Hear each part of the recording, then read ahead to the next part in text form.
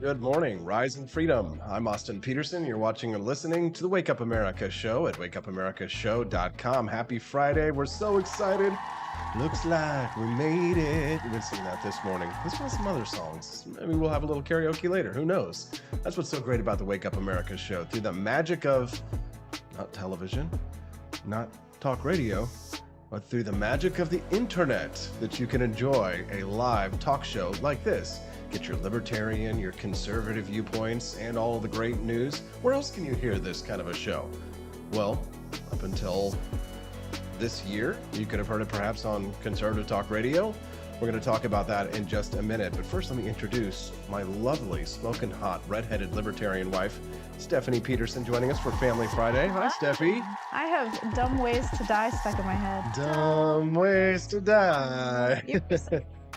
Yeah. In my head. Well, I sent you that video, or maybe I just showed it to you, of those people in the United Kingdom who decided to... Yes, where people are going into other people's houses and just like sitting down on their couch. Things that wouldn't happen in the United States. Yes, because they can't have butter knives or guns, so who can hurt you? Yeah, it looks like we've got reason to celebrate already. Jared Pierce is already tipping us. Are you kidding me? Jared, you rock, dude. Thank you. Yeah. You're so nice. He started off the day with a super chat. Good morning, Deserves AP. niceness. I don't know, but thank you, Jared. We appreciate that, brother. It helps us to spread the message, right?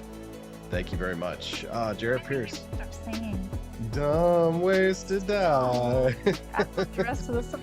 Dumb ways to die. That's it. There's lots of, we'll talk about it a little bit later. Yeah. Let's Okay. move on to the news here. We've got a lot of great stuff to talk about today. Glenn Youngkin, will he or won't we? Good morning, Commode Bear on Rumble. Glenn Youngkin, the governor of Virginia, released a video yesterday that looks suspiciously as if he's deciding to run for president, but it isn't an official announcement just yet. Oh, it's not. It's not official, so it's a teaser trailer, if you will. But it's Got our curiosity. it's a good teaser trailer. Yeah, I thought he was running for president when I watched it. Yeah, well, here's the funny thing is, the Washington Post had like coverage on it this morning, and they're kind of a lefty rag. And of course, they focused on the fact that apparently in the commercial, which we'll play in a minute, in the commercial, he showed a video of a fighter jet that was like zooming by, but it was not an American fighter jet. It was some other country's Oh fighter no. jet. They just grabbed They like picked the wrong, what is that, story stock block? footage. Yeah. Yeah. Story block videos. Story block. That don't tell our secrets now. Where do we get our B-roll footage here on the Wake Up America Yeah, show? I mean, they don't actually go out with a camera and start taping an actual plane. They find that from somewhere. Yeah, for sure. Yeah, somebody said Rumble isn't working. We got it up. Hey Nelson, it took me a minute, but if you're a Rumbler, then we did get Rumble up. Good. Yeah. And if you're watching us on Rumble this morning, like Commode Bear, don't forget to drop that like button. And help us to spread the message of freedom, baby, which is what we're all about. That's right. Unless you're living in Hiroshima in 1945, in which case, barbecue. Barbecue. Biden went to go. Yeah. So Stephanie and I were talking about this a little bit this morning. Joe Biden went to the museum for the Peace Museum in Hiroshima, which you and I were just at just a couple of months ago. Did go there. I really enjoyed it. It was one of my highlights of the trip. Yeah, for sure. Walking along the canal and just considering the fear and the horror of the event, the tragedy. When I went to the museum, I gave myself the chance to change my mind about whether or not the bomb should have been dropped. Because there was a time in my life, actually, I think when I was, with the anarchist libertarians on it, that it was terrible, it was wrong, it didn't need to be used. But I changed my mind about that a number of years ago. And when we went to the museum, after seeing all that horror, and then it was the very, very end of the museum where they were showing, it was your favorite part, where they talked about the building of the bomb. Information. Yeah, the information about the building of the bomb, not Yes. just like, the dresses that had burns in them and children's clothes and Right, the things like stuff that. that got my empathy. Right. Because it was at the very end when they really got to the information about how the bomb was Right. built, why it was used, and the history of Hiroshima. Mm-hmm. But it was specifically that one block that was towards the very, very end, which, a lot of people probably just missed it. Yeah. But it was kind of an unassuming block where it explained Hiroshima was always a military city. Because there's this, libertarians, and I am one, they lie about the history of Hiroshima in order to fit their prearranged narrative. Libertarians will lie about Hiroshima at being a civilian target, that the reason why Harry Truman dropped the bomb on Hiroshima was because it was to kill civilians. Well, what you and I learned when we were at the museum is that they chose Hiroshima not because it was so many civilians, but one, it was a military city, Right. and two, all of the other cities in Japan had already been destroyed. Mm-hmm. They were like, why didn't they bomb Tokyo? They had bombed Tokyo. There really wasn't anything left of Tokyo to bomb. Right. All of the major cities. You know, Hiroshima was what other city would be effective here? yeah, so that we can show them, you know, our power. And they're like, well, they just backing down. yeah. Yeah, I mean, I'm not I haven't coached Stephanie for all of this. She went to the museum and saw it firsthand. So. Yeah, I mean, if we hadn't dropped the bomb, we still would be going to a museum, learning about people who died. Yeah, just in a different way. For sure. Either way, people would have died. Right. Well, there's a lot of like liberal guilt, like that kind of like is holdover from a lot of like libertarians who are former leftists who have come in. And trust me, you know, being anti-war is a good thing, and you should be against war, but not at any cost, right? Not there's some costs, there are some prices that are too high a price to pay, and that war is absolutely preferable to slavery. It's like what that quote I was posting this morning, Patrick Henry, where he says, is peace so sweet? Is life so dear, or peace so sweet as to be purchased at the price of chains and slavery?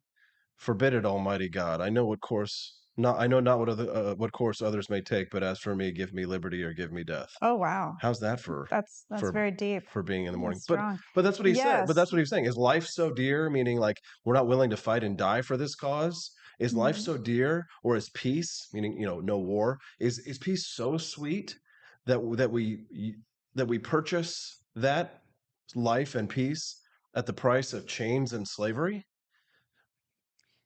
I mean, that's why I'm learning karate. Applause. I do too. Really a pacifist at heart, but I know if someone's trying to hurt me, such as Pearl Harbor, I mean, the Japanese actually bombed us. So if someone's trying to hurt you in your home, right, you have to protect yourself. That's right. Up to and including killing them. Right. And one of the things that did you ever see that movie American Sniper? Yes, I really like that movie. It's about the Chris Kyle, veteran who got killed actually by the other veteran, right? Yes. They don't go. I don't think they go through that in the when they were story. at the shooting range. He was teaching him how conservative to shoot. Chris Kyle. Yeah. So very interesting takes and points on Hiroshima, says Boris Blade. Good morning, Boris. Nice to see you today. Good morning, Boris. We're talking about Hiroshima because Joe Biden made a visit, and a lot of libertarians. Joe Biden thought. I wonder if he was interviewed on this. He probably would keep that close to his chest. He probably wouldn't answer. But I mean, people don't elect libertarians to the role of the presidency because I think they rightly fear that a libertarian would not protect the United States in terms of national defense. Right. Yeah. We would just I think most libertarians we'd be isolationists. Yeah. Well, isolationism is preferable to world conquest and domination to a large extent. But I prefer non-interventionist take. But the thing is that don't tread on me means something, right? Yeah. Like when we say don't tread on me. What is treading? Exactly. Is treading bombing you? If that is. I would think so. I would think Pearl Harbor would be a tread on me moment there. Right. Maybe we should have just taken a killdozer and gone to Japan. Yeah, exactly. And say, anyone who's a civilian, please stand over here. Right. And anyone who's not a civilian has to stand right here in front of the killdozer. Bulldozing the government buildings and the palaces. For sure. Yeah. We never hear anything from the libertarians about the amount of civilians that the Imperial Japanese were killing on a day-to-day basis. You never hear libertarians. You never hear people committing suicide. Or the people who committed suicide. You told me about that. How people were jumping off of the cliffs because they were told that they'd be killed anyway, so they just need to end their life. They lied to their own people and said that the Americans were going to do to them what the Japanese did to the Chinese in Nanking. Yes. Yeah, good job, Steffi. You remember all your history. You taught me. See, I'm very hands-on. So when I go places, like when we went to Japan, I could finally see, hear, touch. So it really helped me process and learn a lot better than I can in a textbook. Right, absolutely. So anyways, we can stop talking about Hiroshima here. No. But here's the thing, the reason why we were talking about Oh, Hiroshima, the video. oh dude, The this guy was being subway. here's the thing, like, Oh, you know, you could have an opinion that it was the right thing to do to drop the bomb, right? there's so many comments about this video just because we know the Japanese etiquette in Yes, trains. and how this asshole Ah, behaved when he went to Japan on the trains. yes. An American live streamer harasses people on the subway in Japan, chanting Hiroshima and Nagasaki, and then he actually gets confronted by somebody from A Texas, Korean man. a Yes. Korean man, but he was From an Texas. American Yep, from yep. Texas. This video had my blood boiling. This Yeah, video. Hiroshima? Here we go. You know Hiroshima, Nagasaki. You know why you do this? Pearl Harbor. Hiroshima. Why you do this? Not What's funny is that they probably have no clue because they don't teach them very much World War II history. Right. They probably just recognize he's saying those city names. Maybe they're like, oh, he wants to. He wants to get. Be like, here, get off at this stop. That's Yeah. how you get there on the Shinkansen. Yeah, exactly. Yes, No, but I mean, here he yes, is. Hiroshima. Why is he saying the N word? What Uh, the heck? To behave, I mean, wallahi, billahi, other than the wallahi. fact that he I swear to God. You do again, Is he Arab? we're gonna do again. You understand? doesn't look like black. You understand, Hiroshima? I don't even think he's American, to be quite honest. He is. Wallahi, we do again. Wallahi, I swear to God. Wallahi, billahi, wa tallahi. He's like You Arab. don't understand our power. Well, You don't understand. You know. Yeah, they don't understand. Here he gets confronted. So this You know guy comes up history. to him. You know. He doesn't speak What? your language, you Okay, what do you mean? piece of crap. You know where I'm from? Where are you from? I'm from America. You're from America? Yes. So am I. You're from America. Yeah, you're being obnoxious.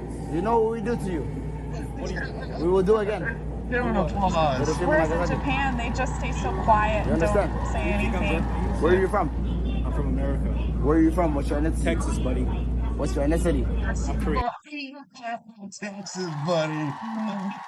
And he knows This a thing or sounds- two about big guns. that's for sure. This Texan said, even though he looks Korean, even though he looks Asian, he sure as hell sounds a lot more American than that Arab piece of Oh, shit right Sit there. down. Why don't Totally. you sit your ass? Korean War. You know what happened to you? Korean War. Yeah, the Americans got their ultimately got their ass Korean War, handed to us until we had to, fight them at the port of Incheon. You better move Come away. on, man. Just calm down. Go to an You know what we armistice. do? CX. Hashtag Hey, how many CX. subs you have? Bro, I'm at 1,000 subs right now. Nice. He has a You know, what, thousand you know, bro, I'm subs. making money from this. Cool, Sit man. down, brother. He's Enjoy. not making I'm money just from this. No, he's Enjoy. not. Unless Sit I'm down. sending him a He ain't super do chat. nothing to me. What? He doesn't understand what I'm saying right Just now. calm down, man. Listen, all I'm saying is, listen, you know what we did to your country too. Are you North Korean? South Korean? What do you think? I don't know. Like, all right. Let's give it up. Let's Okay. give it up to the Korean from Texas. This made my blood boil mostly because you are not supposed to talk Yeah. in the train in Japan. That is like the rudest thing ever. And these people are probably like, why is this man talking? Oh, I know. Well, they don't understand him, because Right. like it's not like a lot of them they don't speak English and Yeah. it's not common. And but then this other guy, the guy from Texas, I got to give it up again. Big round of applause for that That guy. man has cojones. I would be a Good for little him. scared. I mean, there could have been an altercation in Yeah. that train. He could have started punching He could the have pulled guy. he could have pulled a Jordan Neely on his ass, and nobody would have felt bad for him. But anyway, I mean, you can't really own guns in Japan. yeah, very you can. Remember we went to the gun store in Shibuya? Remember you when we went can. to the gun store? Right. So could he have been carrying, you think? No, because okay. I'm pretty sure handguns are probably For hunting, insanely. right? Yeah, I yeah. think. Remember Yeah. the type of guns that we saw that were there in the gun Like shop? rifles. Yeah, they were hunting rifles and shotguns Okay. and stuff like that. But it was kind of interesting to see that they did have a gun shop in Tokyo. Yes. Yeah, Yeah. I would never have confronted that man like that on the train. No, I wouldn't have either. But so we've completely gotten off track this morning, I Stephanie. know. We have that a was lot the of news piece from like 8 o'clock that we were going to we talk were about. going to talk about that like an hour from now. If you're just tuning We were in, just so excited because we love Japan. we do. We just got Yes, back and yes. everybody's talking about Hiroshima. I miss and it. yeah, it was fun, wasn't it? Yeah. It would be nice to see it in autumn.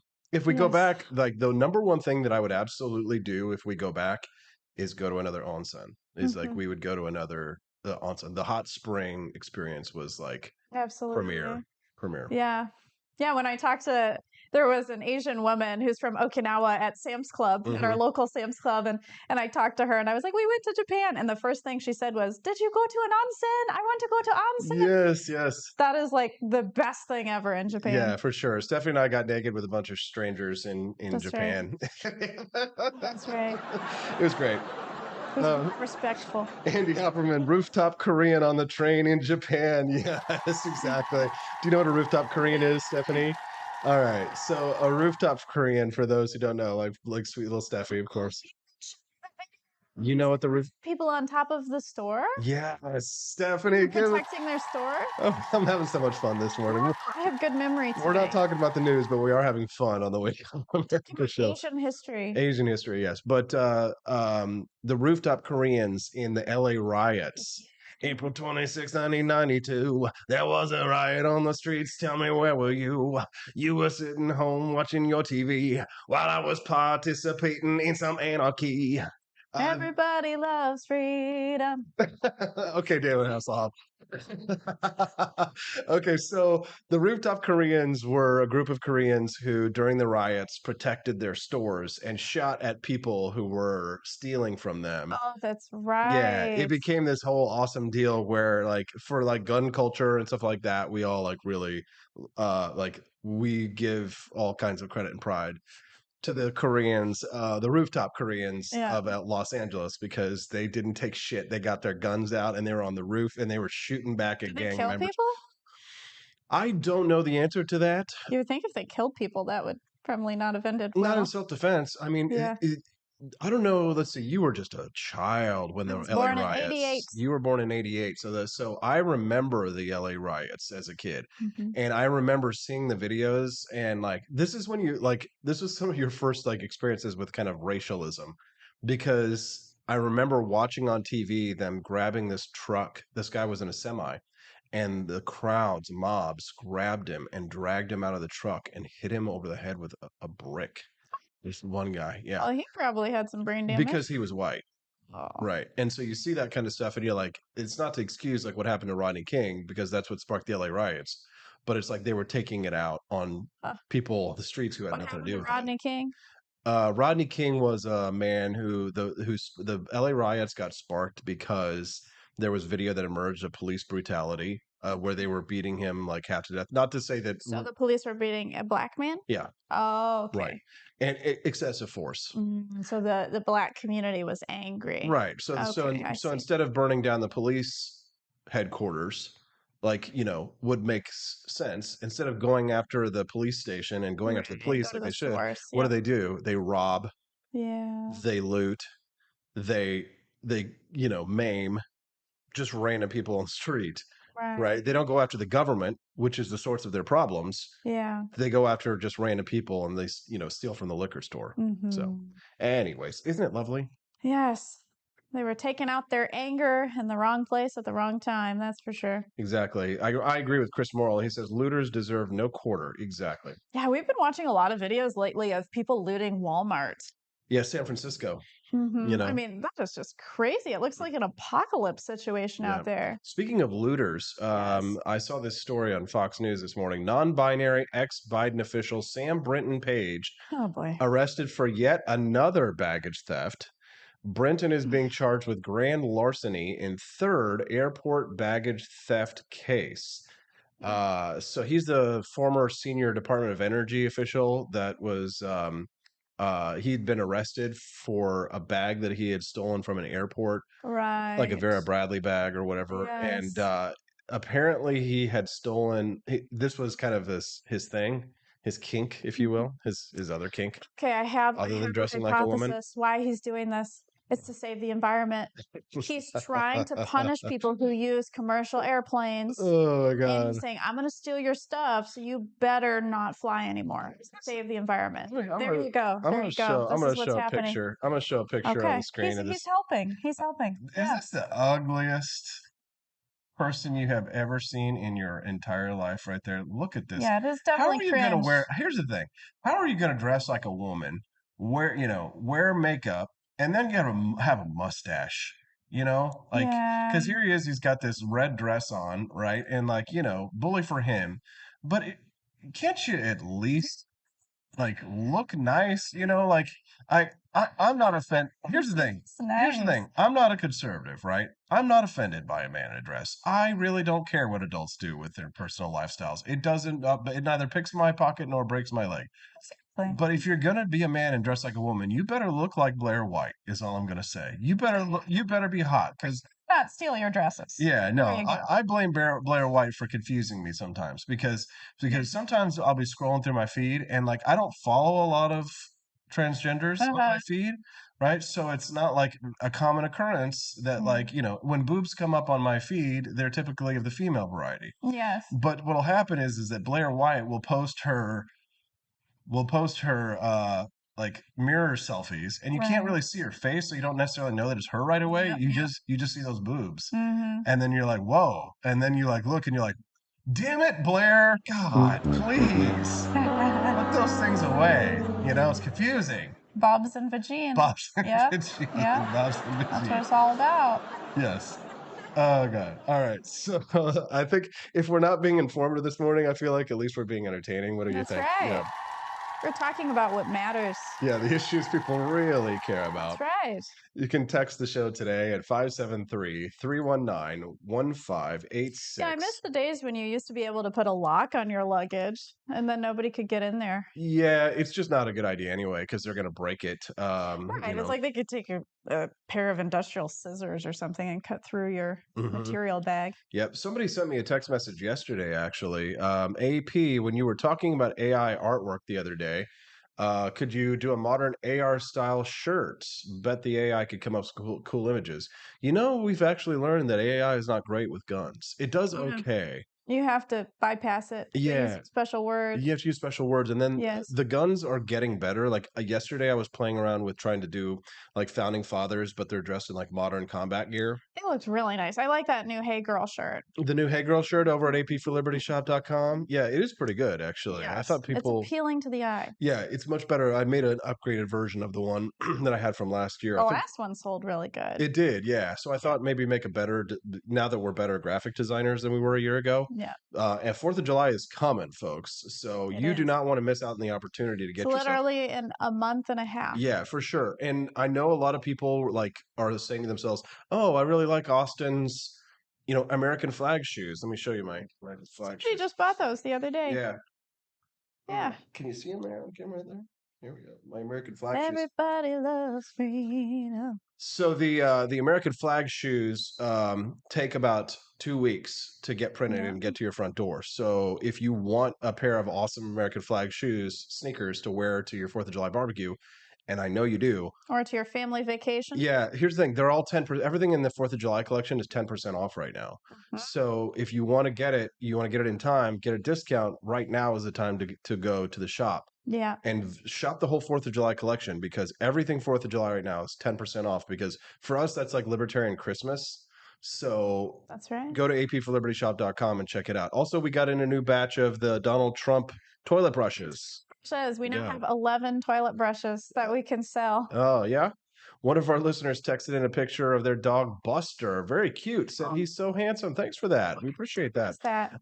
He's got blue eyes. Blue eyes. He's Husky and Chow. Husky and Chow. Good morning, Buster. Beautiful. I used to have a Chow Chow German Shepherd. Yeah. He was beautiful. His hair was my color. Is that dog's hair? What color is that dog's hair? It's brown. Oh. So precious. Joni Rankin says, plan on being in Jeff on the 4th. Hope to run into you guys. That would be cool. Joni? Yeah, hopefully we can run into you as well.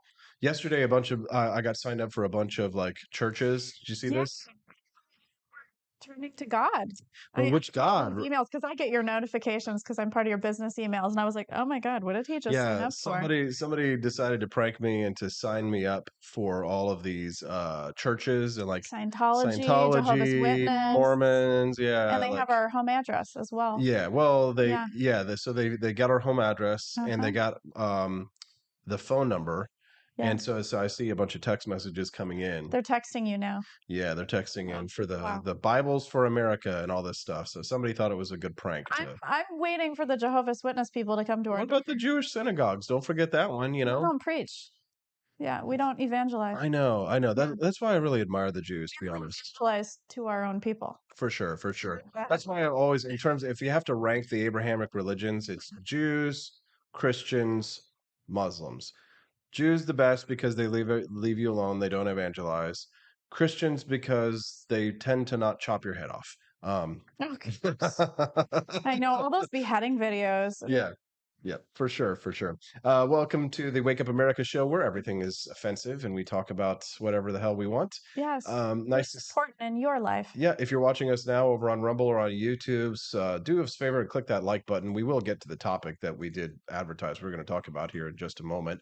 The death of conservative talk radio. This is a big story for Stephanie and I, because we were invested. My whole career. The reason why I moved to Jefferson City, the reason why we're here right now, is because I took a job working in conservative talk radio. You did. And I did that for 3 years, and I carried it out dutifully, because one thing you learn when there's a national emergency and an international pandemic is that you're an essential worker. So it wasn't like the business wasn't shut down. We went into a 2-year sort of lockdown period at the station, where normal operations for the show sort of came to a halt, and we stopped having people in studio, only phone calls and things like that. And I learned a lot about the business, mostly from John Marsh, who's still there at the radio station.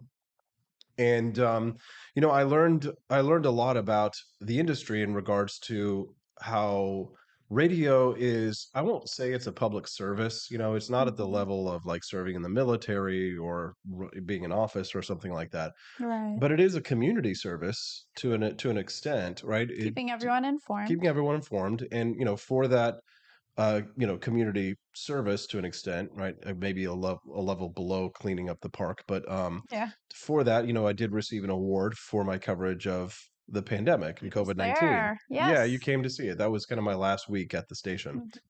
But the news is, the reason why we're talking about this is because Senator Ted Cruz has introduced legislation to try and essentially save conservative talk radio, to save my old industry, because car manufacturers have announced that they are no longer going to make AM radio a standard feature in new vehicles going forward. Yeah, I was reading about, especially the electric cars. I guess it messes, something about the noise messes with the engine.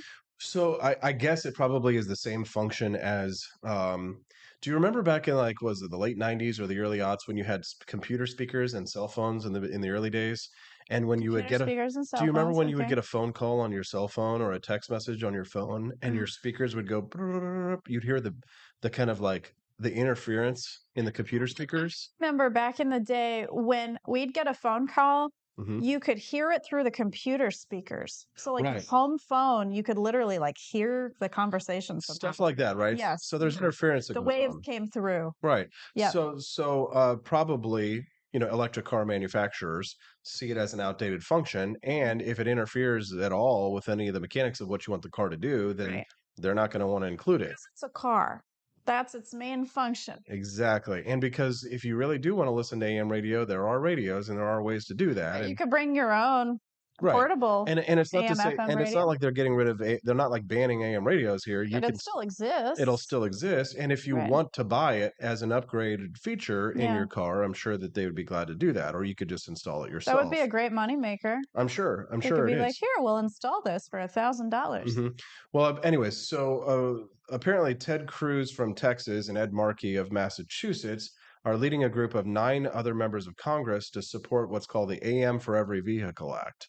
And when I sent this story over to John Marsh the other day, just to kind of see what he thought about it. And he's like, yeah, he's been doing public service announcements trying to get people to call their representatives to support this bill, because the talk radio, the news radio industry, the AM radio industry, they're all very concerned. And a lot of people who who are on the left, Mhm. they also think that AM talk radio should be a staple feature because of like how highly regulated the industry is. You know, they think about Oh, so on the left, they like AM radio? well, they don't like conservative talk radio, but Yeah. they want it to be mandatory because they think of it in terms of like, well, when climate change causes the oceans to rise and hurricanes are happening every month, we need people to have access to radio so they can hear the emergency For updates. their own agenda, yes. But of course, the reality is that like and I'm pulling this. So they're approaching it because of their fear. They're like, Yes. we're afraid. We need to keep this radio. Exactly. So right-wing conservative media was still a growth industry at the time of Rush Limbaugh's death in 2021, but the business he helped pioneer was necrotizing. This is from the National Review. AM listenership statistics are notoriously opaque, but Nielsen's research showed that the audience was rapidly aging. Only 8% of regular talk radio listeners were the key demo, which is an industry term, which is 25 to 54-year-olds with disposable income. So only 8%. Whereas like 25 to 54-year-olds for our show here on News Radio, we know because I have analytics and data and I can see the demographics. Yes. That's like 70% of our audience. Okay. So the people for us, probably one of the reasons why we get advertisers, and we are going to talk about those today, is because of our key demo, right? People have disposable income. Younger people who have disposable income. Whereas the people that listen to AM are over the age of 50 something. Yes. Yeah. News radio revenues declined precipitously in the years immediately preceding the pandemic. The lifestyle altering epidemic accelerated the trends already afflicting a medium that depends on habit forming, personality driven programming, right? Which is the Wake Up America show, right? So we are what we do here is we try and make it a habit that you watch the Wake Up America show in the mornings. Your brother said he wakes up every day at 8 o'clock to watch the show. That's right. And so it becomes a habit, right? And it's personality driven because it's my personality, right? Right. It's your personality. The people that I bring on the show, right? They watch the Wake Up America show because it's a habit and because they like our personality. Yeah. Right. That's basically how your radio show was too. Right. It's very similar. Yeah. The way that we run the Wake Up America show is very similar to how we run the radio, except we have bells and whistles and beautiful colors and pictures, and we have so much more than what talk radio has. But if you're in the 8% of regular talk radio listeners that are, you're in a minority. If you're 25 to 54 and you're listening to AM talk radio in the United States, you are the 8%. There were other people who listen to talk radio, and those numbers are over the hill, over the river, and through the woods to grandmother's house they go. Yeah, I don't listen to AM radio. I mean, except for when you had your show. I just found AM radio to be really crackly. At least when I was a kid, it just didn't sound as good. Barney Stiles says, I listen to conservative talk all day and never on the radio. Same thing. That's the thing. Because nowadays they have the apps. Yeah. Even my dad has an app and used to listen to, because he wanted to listen to the show, but he was in Kansas City, couldn't get the signal. So he would just tap the KWOS app and then press the play button, and then boom, he could listen. Right. And here's the thing, more and more people are doing that. However, if your business model, if you have invested in an expensive transformer and tower, then you want protectionism, right? You want to protect your industry, and you want to have Congress pass this law. But the reality is, and now that I don't work in conservative talk radio, I can say this, but I don't support that bill because car manufacturers should not be forced to carry. Yeah, I mean, radio. It's a private business's decision, whatever they want to do. But here's the thing. If there's a business that really values their conservative customers, like maybe a truck manufacturer, sure, put it in there. But here's the thing, and this is a gentle criticism, but in the 3 years that I was there in talk radio, they were not into social media. They were not. They're not into like plugging in, tuning in, turning on, and dropping out. You know who the first person was to live stream their show? You. Yeah. Yeah. And it was kind of they're catching on. They're starting Still, to, it's right? not all the bells and whistles that you have going on here. Right. They're missing out on they're missing out on probably a dozen different revenue streams that could be coming in from that, using those social angles and things like that. But it's kind of like, they're slow on the uptake, right? It's just too late. Whereas right now, the Wake Up America show, like, I have to stay ahead of trends. I have to, I'm using AI. I have to, like, in order to survive, because this is the future. Yeah, get with the times, people. You have to. You got to get with the times. I know it's sad. I know change is hard, but you got to do it. But the thing is, they don't want to, because they're like, well, I have this radio tower. I've spent $100,000, $200,000, $1 million on this tower. I need to get my investment back in this tower. I know. But I mean, it's kind of like, you need to also be ready to bridge the gap with what's coming. And here's the thing. I didn't even know that it was going to be possible when I left the radio to do this podcast successfully, because you don't make money from the videos. You know what I mean? Right. Everybody thinks, I want to be a YouTuber. I'm going to get rich. No. It's not so easy, people. It's not so easy. Don't quit your day job. Yeah, it's really hard to make money doing this. But the way to make money doing this is, let's just talk about our next sponsor, Lear Capital. I mean, it's a story itself, because they were the first ones to approach me and say, Austin, we like what you're doing. We are coming to you directly, and we want to sponsor the Wake Up America show because, 1, we believe in your message. Right. 2, we believe in you. And 3, we think that your audience would appreciate hearing about our services. Because of our demographic that listens. Absolutely. Yeah. If you're a conservative or a libertarian and you listen to the Wake Up America show, you might already be invested in gold and silver. But if you're not, then I recommend Lear Capital. And these are people who are like us. I mean, a lot of times people say, well, buy American, but I also say buy libertarian, because the people who work there at Lear Capital are just like us. They are freedom-oriented Americans, and you should spend your money with people who support your values, and Lear Capital does. And the thing is, again, they take a risk on me. If Austin doesn't sell gold, Austin doesn't get the sponsorship. If Austin doesn't get those phone lines ringing or visiting that website, Austin doesn't get the sponsorship, and then the possibilities of future growth become tenuous. But the good news is, so far, our listeners have been buying gold.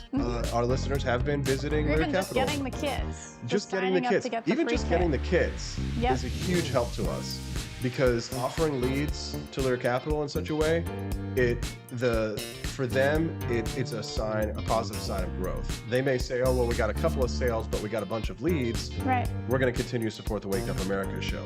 So if you're saying to yourself, well, maybe I don't want to buy gold now, but I've been thinking about it in the future, go ahead and get your gold and silver packet today. Get the information, learn more about it, and then maybe a month or 2 months from now, maybe it'll be time and you'll have all the information that you need.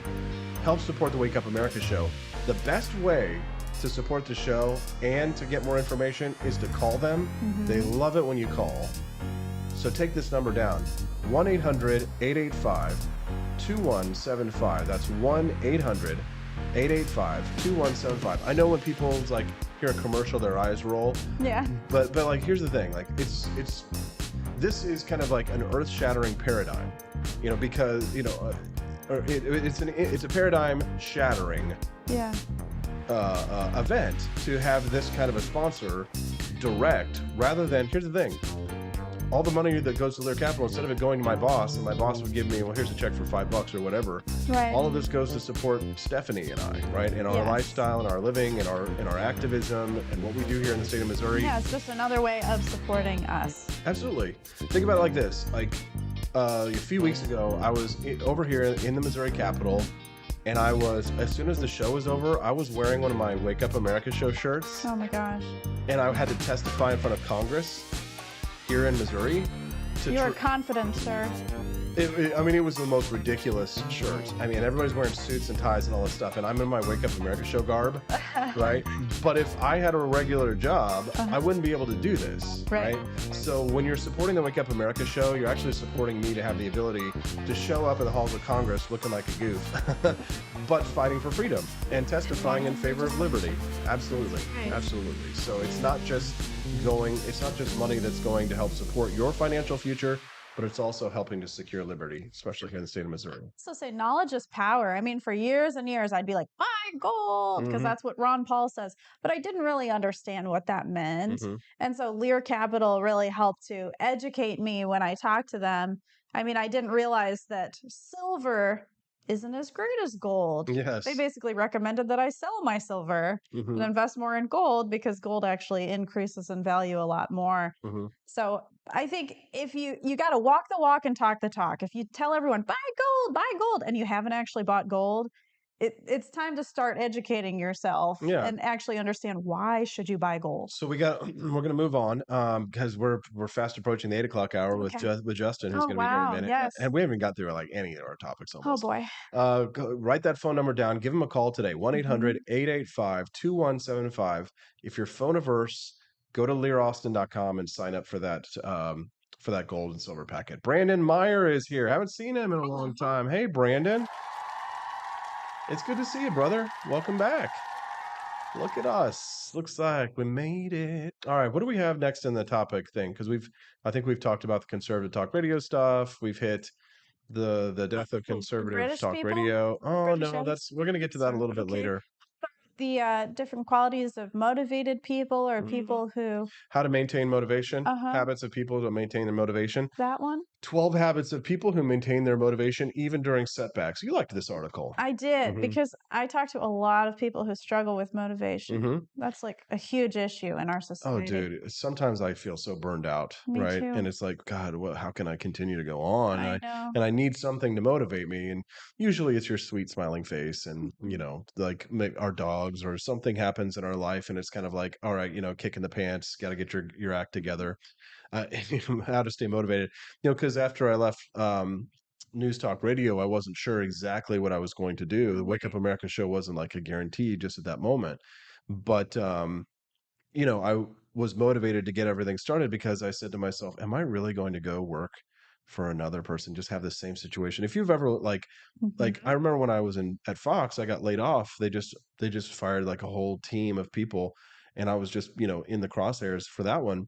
And it's kind of like, I realize so much that it's like you are so tied to other people's fortunes when you work for someone else, that I was like, I want to try and make it on my own. And it's like, who am I doing this for? Why am I working so hard? To put money in someone else's pocket? So how do you stay motivated? Do you have any like good tips, Stephanie? I'd love to hear your thoughts. Well, for me personally, in terms of my own work, what's motivating me today, for example, to finish all of my notes for my therapy clients is we're going to a gun show at 4 o'clock. Yes. So I'm like, have to get done, must work hard so I can get this reward. So for me, I'd say rewards help. So like, if you ever say, hey, let's go get Chinese food after work today, I'll be like, ooh. And that keeps me going all day. We're just kids in adult bodies, as I say. So we work really well with rewards, just like kids do. Staying motivated, even when things seem to be kind of going in the wrong direction, is one of the most important things you can do in life, right? Just think about how many people drop out of college. I remember for my freshman orientation at SMSU, now it's MSU, they said, look to your left, look to your right. Both of those people will not be at graduation. Oh dear. I know. I remember that. I was like, dang, that's serious. And I remember at that point, I was like, I will be one of the ones who will graduate. And I did. Thank you. Thank you very much. Yeah, what motivated me in school? Gosh, I think I'm so self-disciplined by my nature. I'm just really hard on myself in general. So being a go-getter, right? So you have to be a go-getter, right? In order to kind of like get that motivation, you have to say yes to activities like networking. Oh, you're so much more of a go-getter than I am. But, because like there's a lot of times, Stephanie, when you and I are like, we don't want to get dressed up and go to the event and hang out with stuffy people with suits and ties. I just want to have a blanket on. I know. I don't want to have to put on the tight, uncomfortable dress shoes and have to smile and shake people's hands and get all that bacteria on your hands and have to worry about are the dogs going to be okay for that hour and a half we're gone, but you have to be a go-getter, and you got to do things sometimes that you don't like, and you got to go and you got to get out there and you've got to make friends, because I know the truth is that it's not necessarily your level of talent. It's not even how hard you work. It's who you know. Oh, it is. I had a supervisor that said, 10% of the jobs you get because of your skill and luck, and the other 90% is because of who you know. That's right. That's right. It's all about networking. Yeah. So Lear Yep. Capital, the sponsorship, Yep. it was because like 15 years ago, I went in when I lived in DC or whenever, 12 years ago, I petitioned Congress to audit the Federal Reserve. So Mhm. Ron Paul was doing an audit of the Fed bill. Ah, yes. So I organized a team of students, of interns, Uh-huh. to go to Congress and to drop off petitions at all the members of Congress. And so when I was there, we went to Congressman Ron Paul's office. There's a Uh-huh. picture from this day, actually. It's Oh, like, I think I know it. yeah, and of Yeah. me with Ron Paul and Mhm. the students in the office, and it's in DC. And Aw. so it was because of that day that as I was leaving the office, Yeah. that Rachel Mills Uh-huh. was working for Ron Paul. Mhm. And as I was leaving, she comes out and she grabs me by the shoulder. She goes, "Excuse me, who are you?" And I go, "Well, I'm Austin Peterson. I work for the Libertarian Party, and Yeah. I'm here to help Ron Paul circulate his petitions to help audit the Fed." And she's like, "Give me your information." And Rachel and I became friends that day. And I think we've hung out subsequently. Because you're a go-getter. She noticed you. Because I was a go-getter. Yep. And then now, 15 years later, or however long it is, Rachel Mills calls me and says, "Austin, I like the Wake Up America show. Lear Capital wants to sponsor you." Mm. Boom, diggity. Yeah. You and I can eat for a month. That's And pay right. our mortgage. Yeah, I mean, you make sure to make friends with a lot of people. I'm bad at that. You got to. I'm very selective with my You got friends. to. Here's the thing: the Wake Up America show. A lot of these people are our friends. Yes, they are. We know these They are. people in real life. Yes. They're supporters and they're friends. Yeah, yeah. Camellia and Eva and God, Chris Moreland, all these people. Like, haven't we met Chris Moreland in real life? I don't know, but I feel like he haven't. isn't. But Camellia is his financial supporter. She's a monthly Mhm, supporter, mhm. right? Oh, she's a supporter in so many ways. Huge. She gives, Yes. has given so many interviews and so much Yeah. time and has been in here and all that kind of stuff. So I mean, And you met her when you were campaigning. yeah, when I ran for Senate, Yeah. right? And so I had to be a go-getter, Mhm. and that's how you get ahead in this That's how you world. got a wife too. That's how Yeah, I you got ran for president. That's right. Run for president, then you'll get a wife, or possibly get a book that sells. Yeah, a book would make you more money, but a wife is much more valuable in the long run. That's right. I can make you money too. Yeah. I'm a good model. Yes, she is. Number two, and I think you and I both have this, is that in order to stay motivated, you need to have a positive mindset. Yes, yes. Definitely have a more of a positive mindset, I'd say. Mhm. I definitely get frustrated at times, but for the most part, I'm like, In order to keep build, going. but in order to build for the future, you have to believe that there will be a future. Oh, absolutely. Right? So if you're too pessimistic or too cynical about the future, then you don't work like to build a future, right? Yeah. So unless you're just doing it out of fear of what might come, in which case you're only playing defensively. But to play in a game of offense in life, you have to think, okay, well, what will this beautiful sparkling city on a hill look like when I'm done? Mhm. Right? That optimistic view of society and of the future. Yeah. Like we want to have kids. So that's, to me, that's an optimistic view, right? Being pro-natalist is someone who says the world is worth bringing in more human beings to, and life is so beautiful that it deserves to be replicated. Right. Because a lot of people don't have that view today. A lot of people are very cynical, very dour, very pessimistic. To a lot of friends that didn't want to bring kids into the world just because of what's been going on. For sure. We got a really nice compliment from Kermode Berry. He says, number one, give Austin more money. He must eat. Yes, thank you. Funny. Go to Sam's Club. Yes. He says, also, your ads are not annoying / scaremongering. So that is a big plus. That is That's a big nice. difference, is that I don't like, although honestly, I think scaring the crap out of people would be more effective. It used to help me. I know. mean, when I'd It hear worked that on the you. apocalypse was happening and the dollar was crumbling, I'd go run to the gold store. Yeah, I just don't like doing that. Yeah. There is a time that calls for it when I think there is real danger. Right. And like certainly the bank collapses this year have gotten us like, they have inspired people to buy gold, right? From their capital, right? Sometimes natural disasters can help you Mhm. with advertising. Cheeky Mare, she's our new friend Libby. She says, "Steffi, we could be friends. Of course, we'd love to be friends. We'd love to make friends with all of our Cantina crew." Absolutely. Yeah, you are a common name in our household now, Libby. Yeah, we have been talking. We do talk about you. Yes, for sure. You guys are always on our minds. Mhm. Number three, people who maintain their motivation, their habits. They have a clear purpose. right? When you know exactly what you're building towards, it's easier to make it happen and to look at setbacks as mere roadblocks you can get around or jump over. So yeah, I mean, we've had setbacks. We've had setbacks. Absolutely. I've had setbacks. God, I've had more setbacks than I Right. can Like if count. the internet didn't work, then you're like, oh, setback. But what's my purpose? I really want to do this show. I really want to spread liberty around. Mm-hmm. Okay. Mm-hmm. Do you have to fail to succeed? I literally read this story yesterday. This was from a website called bigthink.com. And the headline was the story came out 2 days ago. Ooh. To be successful, you need to fail 16% of the time. Thank you. That is so validating to me. I hate failing. I do hate too. failing. I do too, especially when my failure is like, Just me. I know, especially when your failure is broadcast live on C-SPAN like mine have been. Yes. Oh It's- my gosh, I love that. I feel like I need to put that on my wall. Listen to this. Take a hint from Einstein and Mozart. Unplug and make some peace with some degree of failure. Okay. Einstein and Mozart were massively productive because they understand the value of easing back and chilling out. Modern theories of Oh, learning do they? say I don't know what they were like. success is impossible without some degree of failure. Oh, Aim for the Goldilocks zone when setting a failure rate roughly 16%. That is the Goldilocks zone. So it's because the chair is too big. The chair is too small. This is too hot. This is right, too cold. right. Don't over. We've Yes. talked about this recently. Like, don't Yes. overshoot the mark. Don't Oh my undershoot the goodness. mark. Right? How to not overdo things. I needed this today. I've been talking to you about my work stressors, just in trying to be the best therapist that I can possibly be. And Right. I know I'm getting there, but it's just a painful process. And so thank you. Giving yourself permission to just not be perfect. And Yep. that's okay.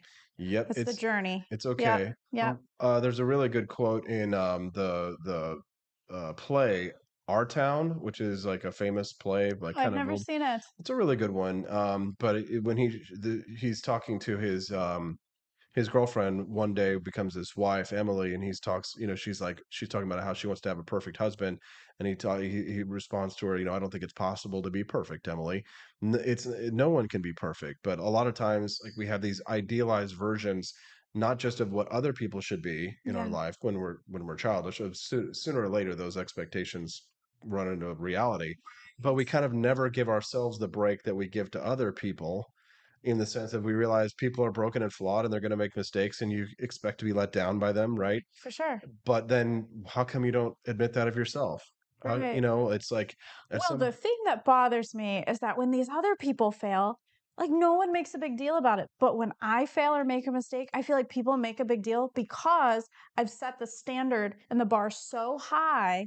So others expect perfection from me. Well, and then think about like Elon Musk recently and the explosion of that rocket, right? People are like, oh, people were jumping all over him. Like, even though the crowd was cheering while the rocket was exploding in the air. Yeah. And people were confused and some people were dunking on him, right? But the reality is that it wasn't. I mean, in order for us to succeed, we're going to have some of those failures. Yes. I mean, just think about, what was it? Abraham Lincoln. How many times did he fail running for office? Oh, I think so it was many times. it was like 6 times or something like that. And then, he failed and failed and failed, and then until finally he succeeded. That's You right. have to kind of like take that into account. I think if Justin is listening to the show right now, he's definitely going to identify with this, because when we were talking to him last night about being the Boston Pops and getting out there these days. Yes. Let's talk to him though about the story as well. Talk about that, but we'll also talk to him about, speaking of failure, Disney has to close down its massively pricey Star Wars hotel resort. Big failure on their part. No, they had one. Oh, yeah, a lot of people didn't, but a lot of people didn't go there. It was way too expensive and set in the wrong universe. Even afforded that. We'll talk about that and what it means for the battle with Ron DeSantis when we get back on the Wake Up America show at wakeupAmericaShow.com.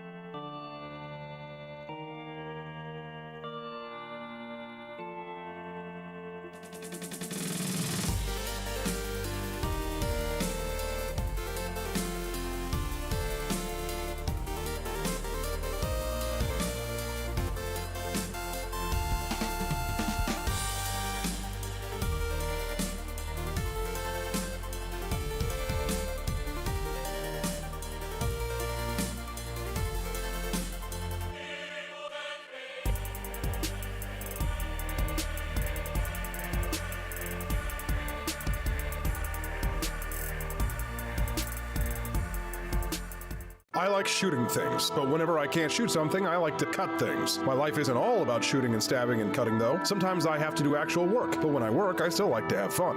And there's nothing less fun than trying to cut with a crappy knife. Thankfully, from the ancient sect of Christian knights, who also loved cutting and stabbing, comes a new implement that has received my personal blessing, the Templar knife. Like the ancient sword of Excalibur, you don't choose a Templar knife, it chooses you. You just decide what kind you want on the website first, however, and then order it online, and then it chooses you. The Templar knife comes in a variety of shapes. As a man of culture and taste, I have decided I will never use a terrible knife again. And thanks to the inspiration provided by this excellent product, I have decided to launch a new crusade against anyone using less than superior knives. Join me, brothers and sisters, by visiting uppercuttactical.com/pages/Templar-knives. That's a lot of slashes. For that, you'll need a Templar knife. For 10% off, use code AP for Liberty and join me in a quest for glory, for liberty, for Christendom, for the Templar knife. Get yours today. Fire.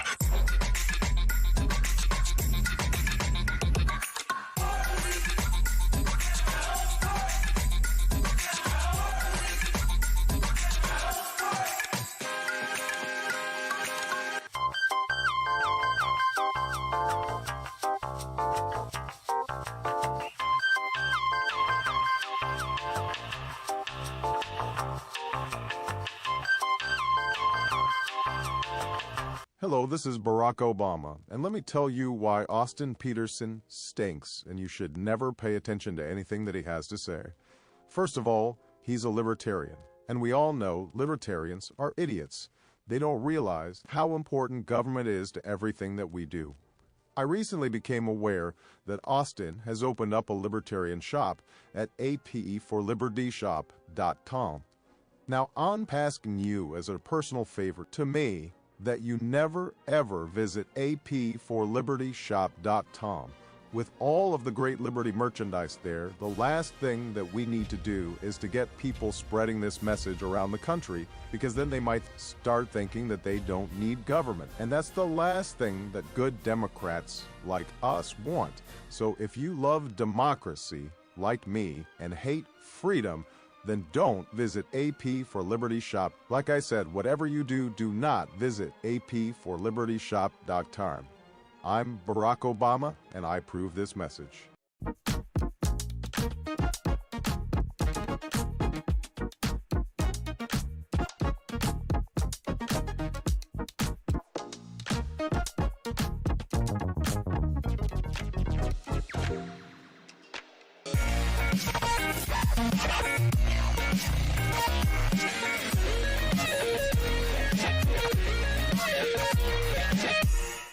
When I was in foster care, I never knew when I would have to move, so I always had my suitcase ready to go. Then one day, I was adopted. My new parents opened their hearts and home to me. My parents cook my favorite breakfast for me every morning. My parents take me on trips I never thought I would go on. They gave me a home and an even better reason to use that suitcase. My parents aren't perfect, but they're perfect for me. I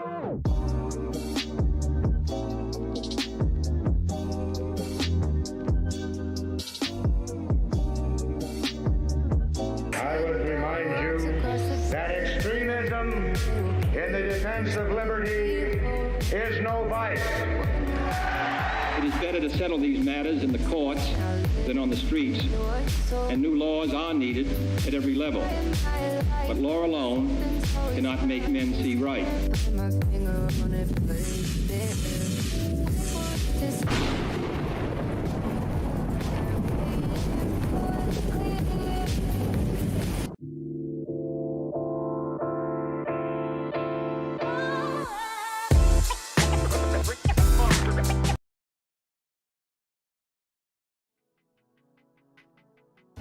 Good morning, Rise and Freedom. I'm Austin Peterson. You're watching and listening to the Wake Up America show at wakeupamericashow.com.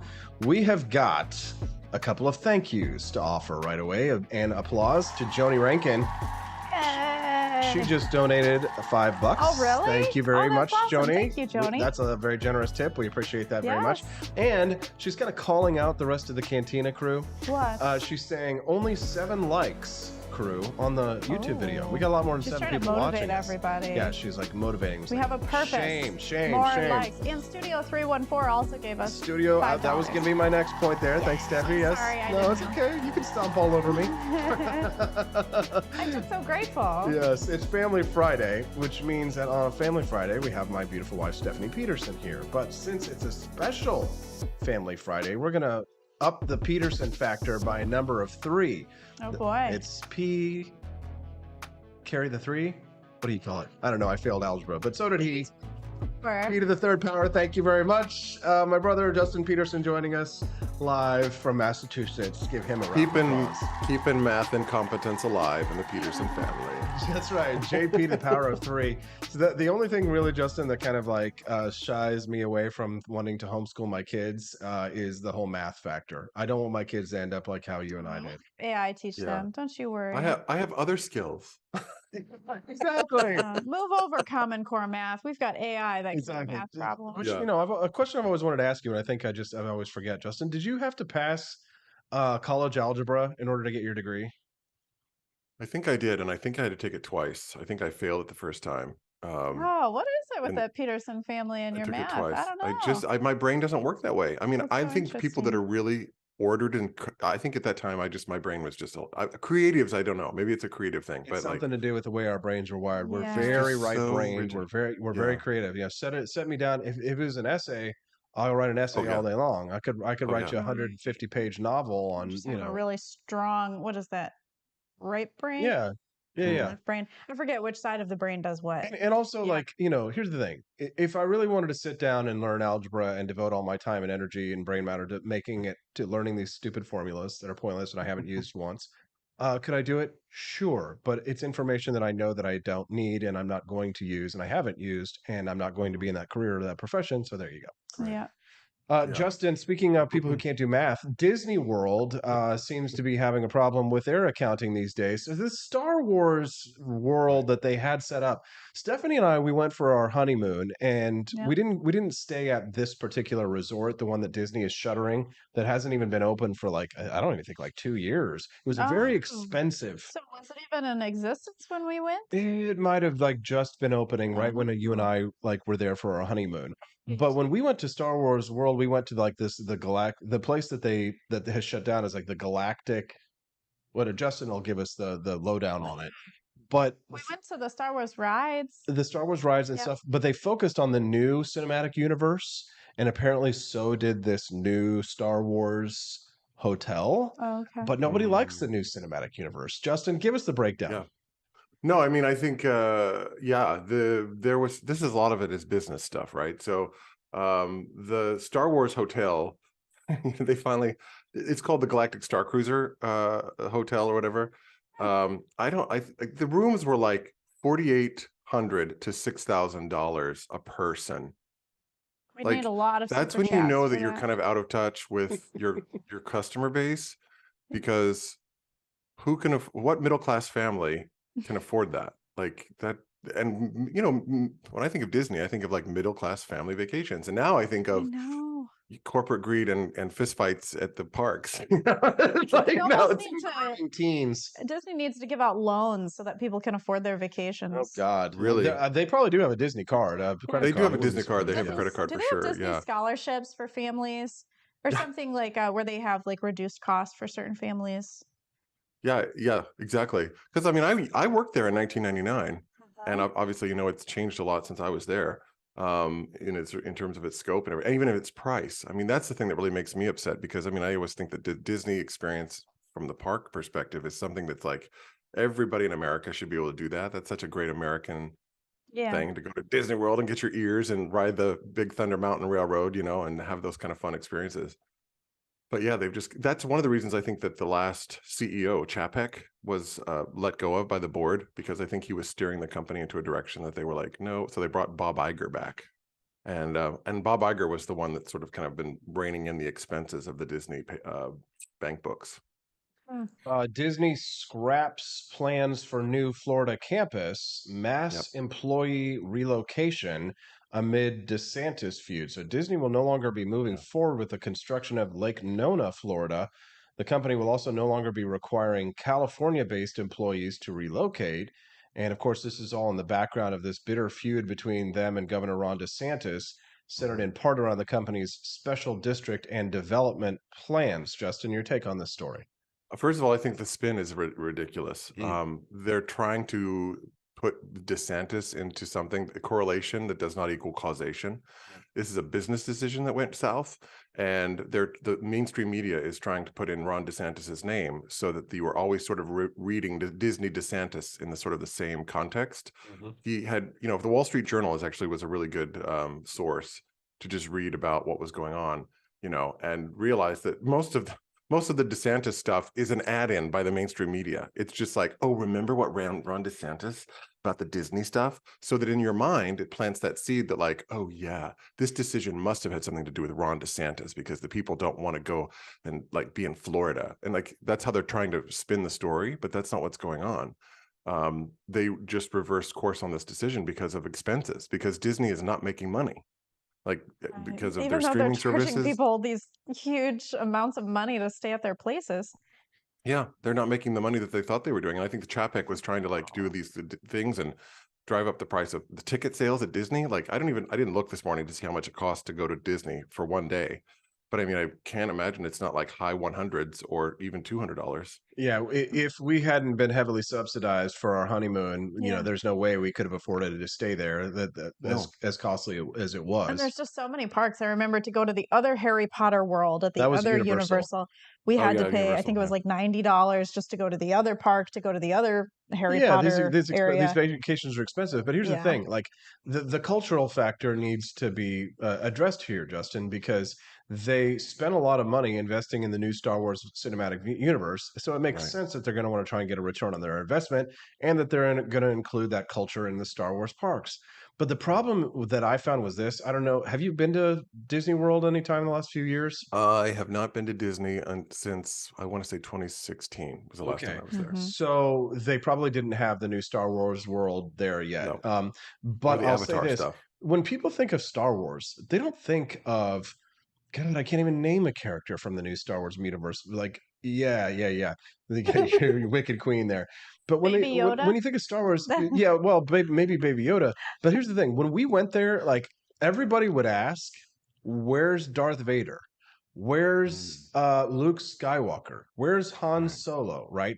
Where are all the favorite characters from the Star Wars cinematic universe?" And they were like, this is a different Star Wars cinematic universe. Right. And if you want to see Darth Vader or the Stormtroopers or whatever, you have to go over to the Star Wars ride. Yeah, we saw the Stormtroopers. But that's in like, I think it's at what used to be called MGM. I can't remember what they call it. Yeah, Disney Studios, Yeah. But it's like, they're like, they get a little bit miffed, like Disney employees apparently, because when we had like a guided tour, we got to ask all the questions of like our tour guide.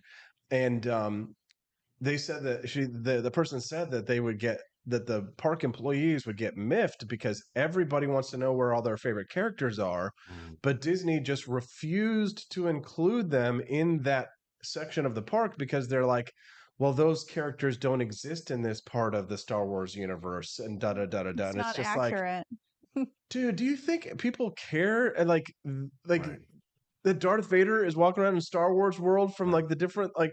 Are people really going to be that analytical when they're visiting? Well, they're asking for them, so they're asking at least enough. But I mean, the thing is, it's kind of like the problem with entertainment these days, Justin, and maybe you'll agree, is that instead of entertaining us, Hollywood is forcing us to watch things that they want us, and they say this is your entertainment. It's like rather than sort of like building a beautiful show and like crafting a beautiful piece of art and then opening the doors and allowing people to come in and view their art. They've opened up the doors and they're coming out into the communities and they're banging us over the head and they're like, watch, here it is, foisting us. Here's your corporate schlock for the day. Here's your Star Wars for the day. Eat it up. You're gonna eat it and you're gonna like it. Like that's and then if you don't like it, we're gonna call you a racist, misogynist, homophobic, transphobic, whatever. If you don't like our crap that we put out, I'm like, exactly. Maybe if you don't like your corporate swill. If you don't like the fact that we removed Johnny Depp from Pirates of the Caribbean, too bad. You take it. We believe all women. Trust Amber Heard. She didn't shit in his bed. They really all took Johnny Depp off of. Yeah, they took Johnny Depp out of Pirates of the Caribbean, didn't they? Put him Did back? you see though that recently Steven Spielberg came out and was like, "Hey, you know what? When I took the guns out of ET, that was kind of a dumb decision." Because a couple years back when there was that whole gun brouhaha, Steven Spielberg went in retroactively with CGI technology and like removed all of the guns out of ET. And then like I think last week, 2 weeks ago, he came back and said, "You know what? We really shouldn't be tampering with movies. Like we shouldn't be putting political." And I was like, Steven Spielberg is based.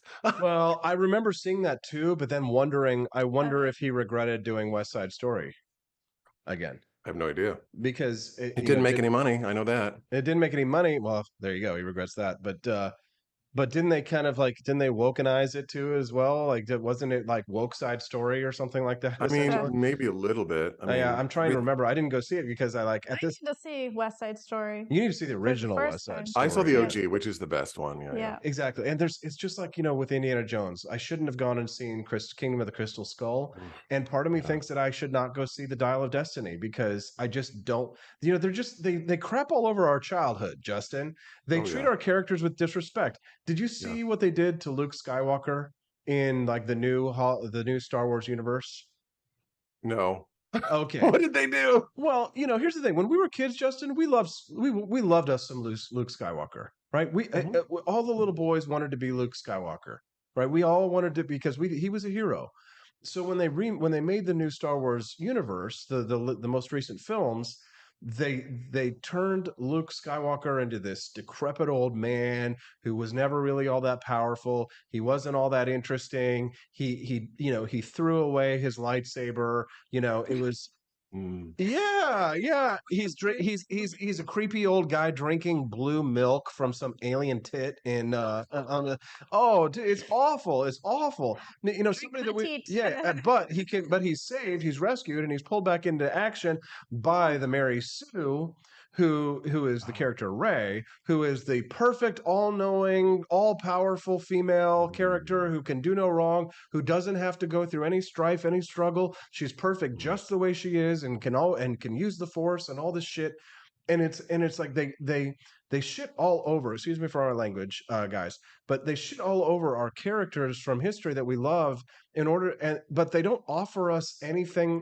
Any better characters and it's in order to fit an agenda in my mind, right? It's propaganda. Yeah, totally. Well, who's really good about all of this in terms of like these universes and this character stuff is Eric July. If you don't follow him on YouTube, he's such a comic books guy, so he's always following all these things, and I always kind of try to get into what he's saying about everything because his takes are so interesting, and I just love that he gives it out there.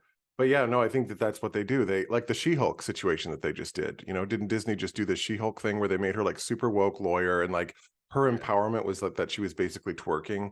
She's like, yes, I'm such an empowered woman. I'm going to twerk. And it's like, in my day, an empowered woman looked like Linda Carter in Wonder Woman, gorgeous, involved in government agencies, had fantastic wardrobe, but also was like a great female superhero. I mean, that's the thing too, like Linda Carter, this was like 1970s, middle of the 70s. And like people today still are like influenced by that, but it wasn't preachy.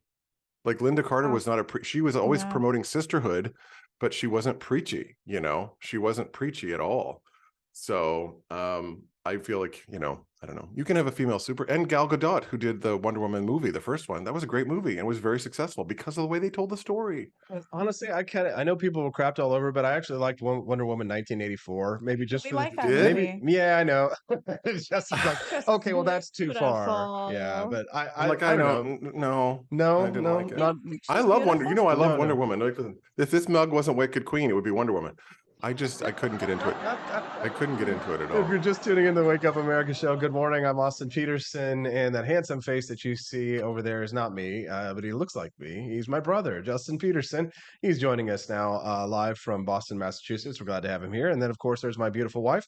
That's 3 P's, Petersons with 3 E's. Talking about an agenda movie. Remember that it was like that Tiny World movie where it's about this land where people become really tiny so that they can save the environment. It's a Matt Damon movie, and it came out in the last couple of years where it's like they all shrink themselves as a way to reduce consumption. And the shrinking is irreversible. And the Once shrinking you're is shrunk, irreversible. you can't do anything And about we it. should have known that it was going to turn into a preachy film with a bunch of Scandinavians talking about like how we destroy the environment every day and shit.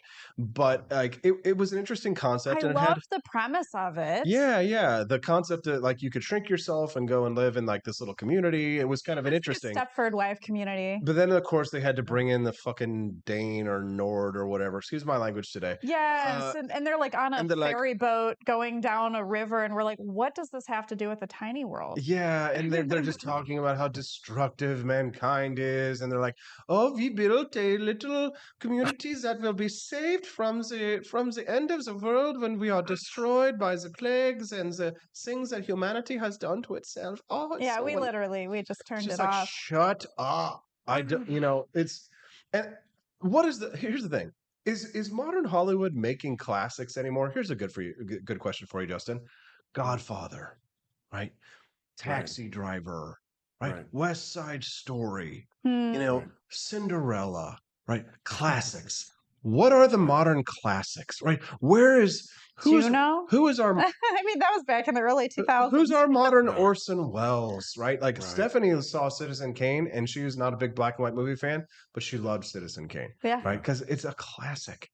Where are our modern classics? Gone with the Wind. I like that one too. Oh yeah, that's one of my favorites actually, and I shouldn't tell that in public, but it is one of my favorite movies of all time. I only watch old movies actually. I don't watch modern film anymore because they've been so culturally polluted by preaching and by sermonizing that I just. And I can I just be really? Oh my gosh! Go for it. Be real. You gotta. What is it with the infantilization of the adult that we need to be told children's stories to keep us happy? Like, it seems to me there's so much infantilization going on of maybe that's purposeful. Maybe that's like keep us like little children. Like, oh, we're little children. Give us little fairy tale stories and little cartoons, and we'll be happy as little adults. Well, that's the thing. Is it like?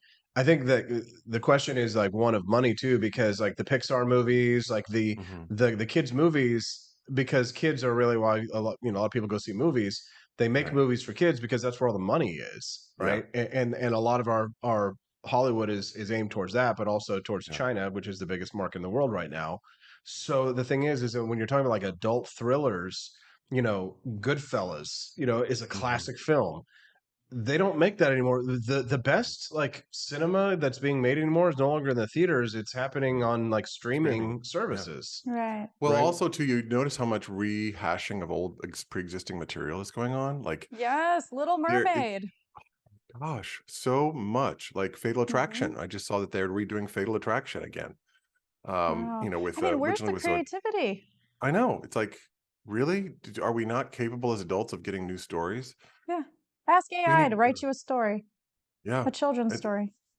And then it's interesting to Clavon, not Spencer Clavon. What's his dad's name?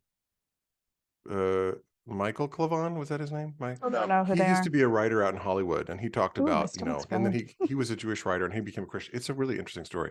But yeah, he talked about being a writer and all of the stuff that the Hollywood writers have to go through to sort of get their material made and produced by studios. And it's the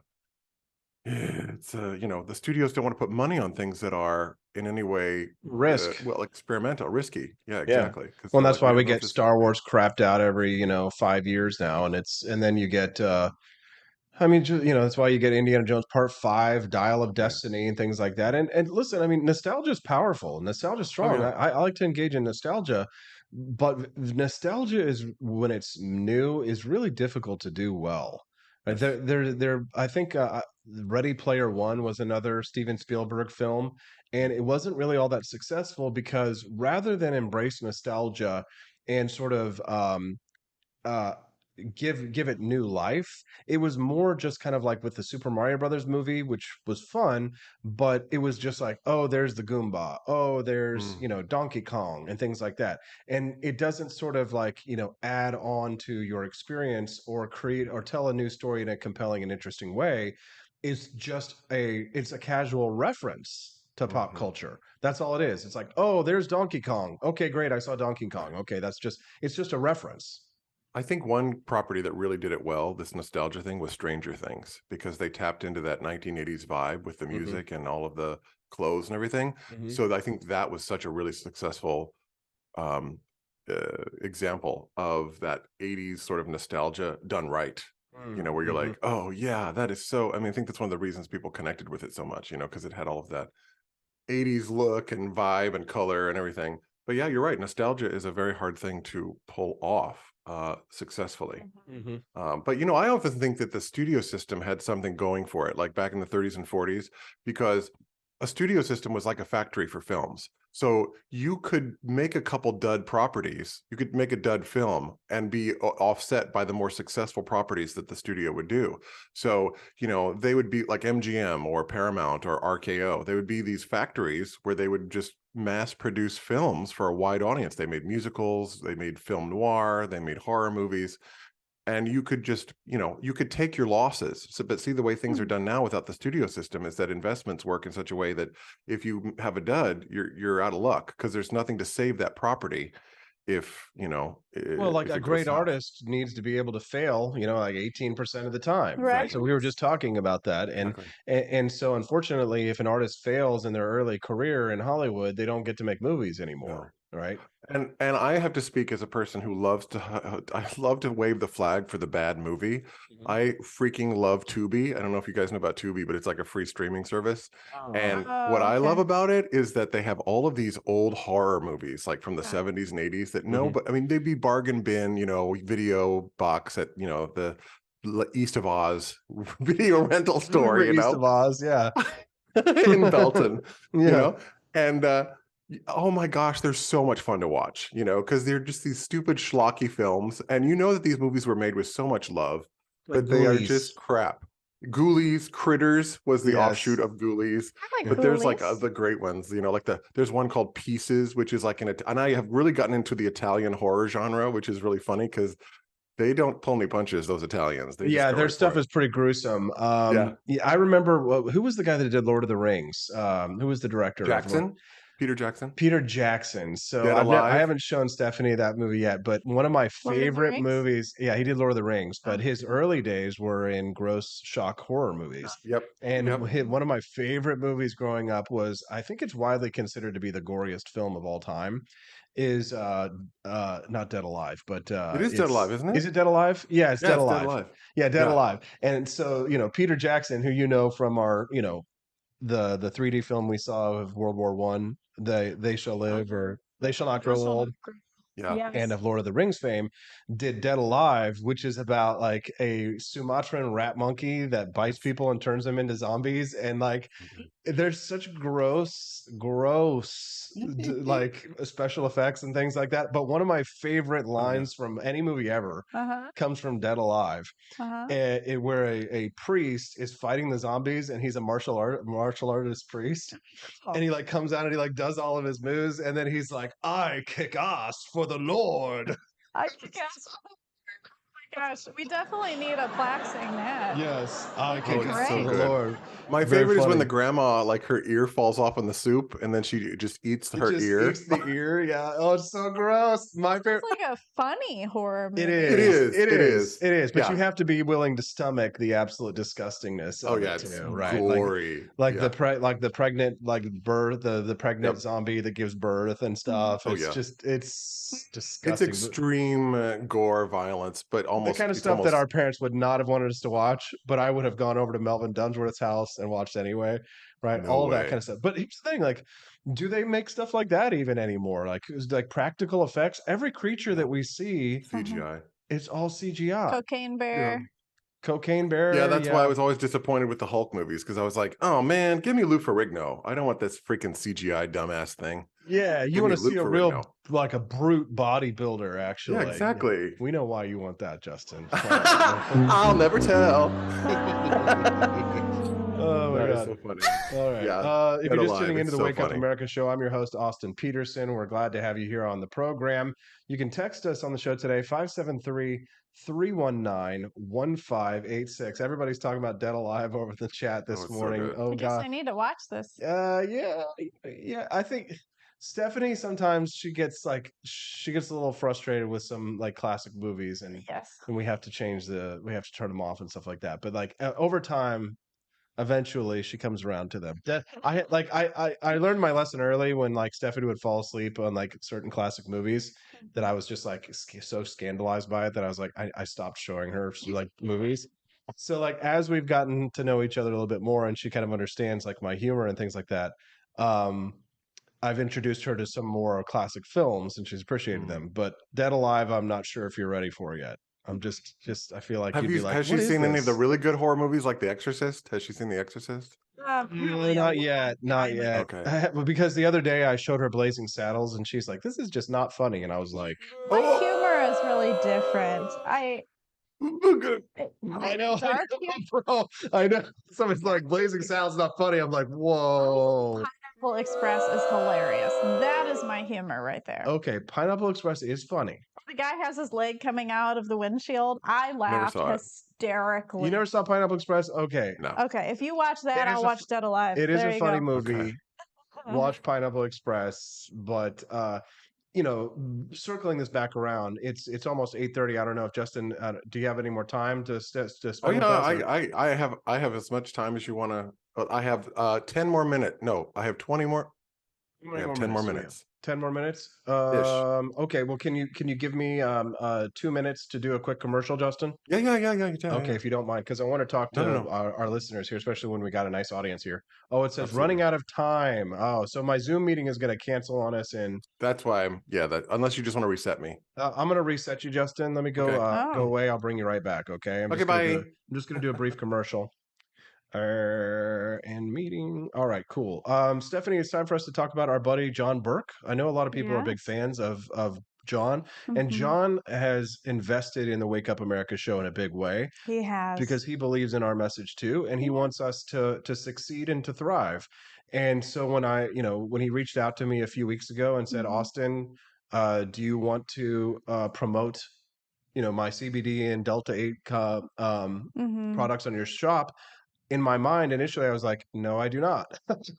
And the reason why is because I didn't think that they were effective. You're a skeptic. I was a big skeptic of them. And so I was like, I don't think I want to do this because I don't know that it actually works. Right. So he sent me a big box of this stuff. Yes.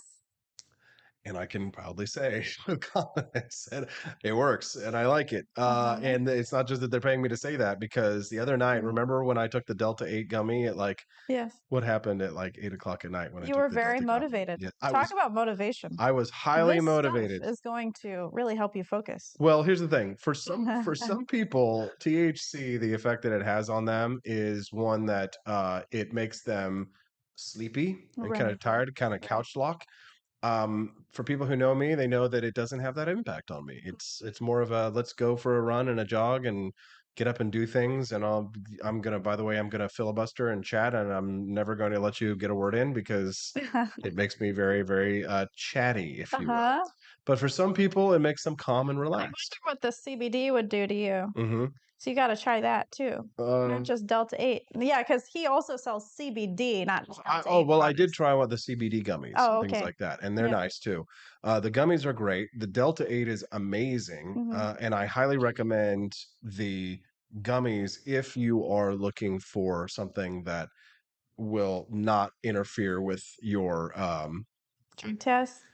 Well, CBD won't come up on a drug test. Delta 8.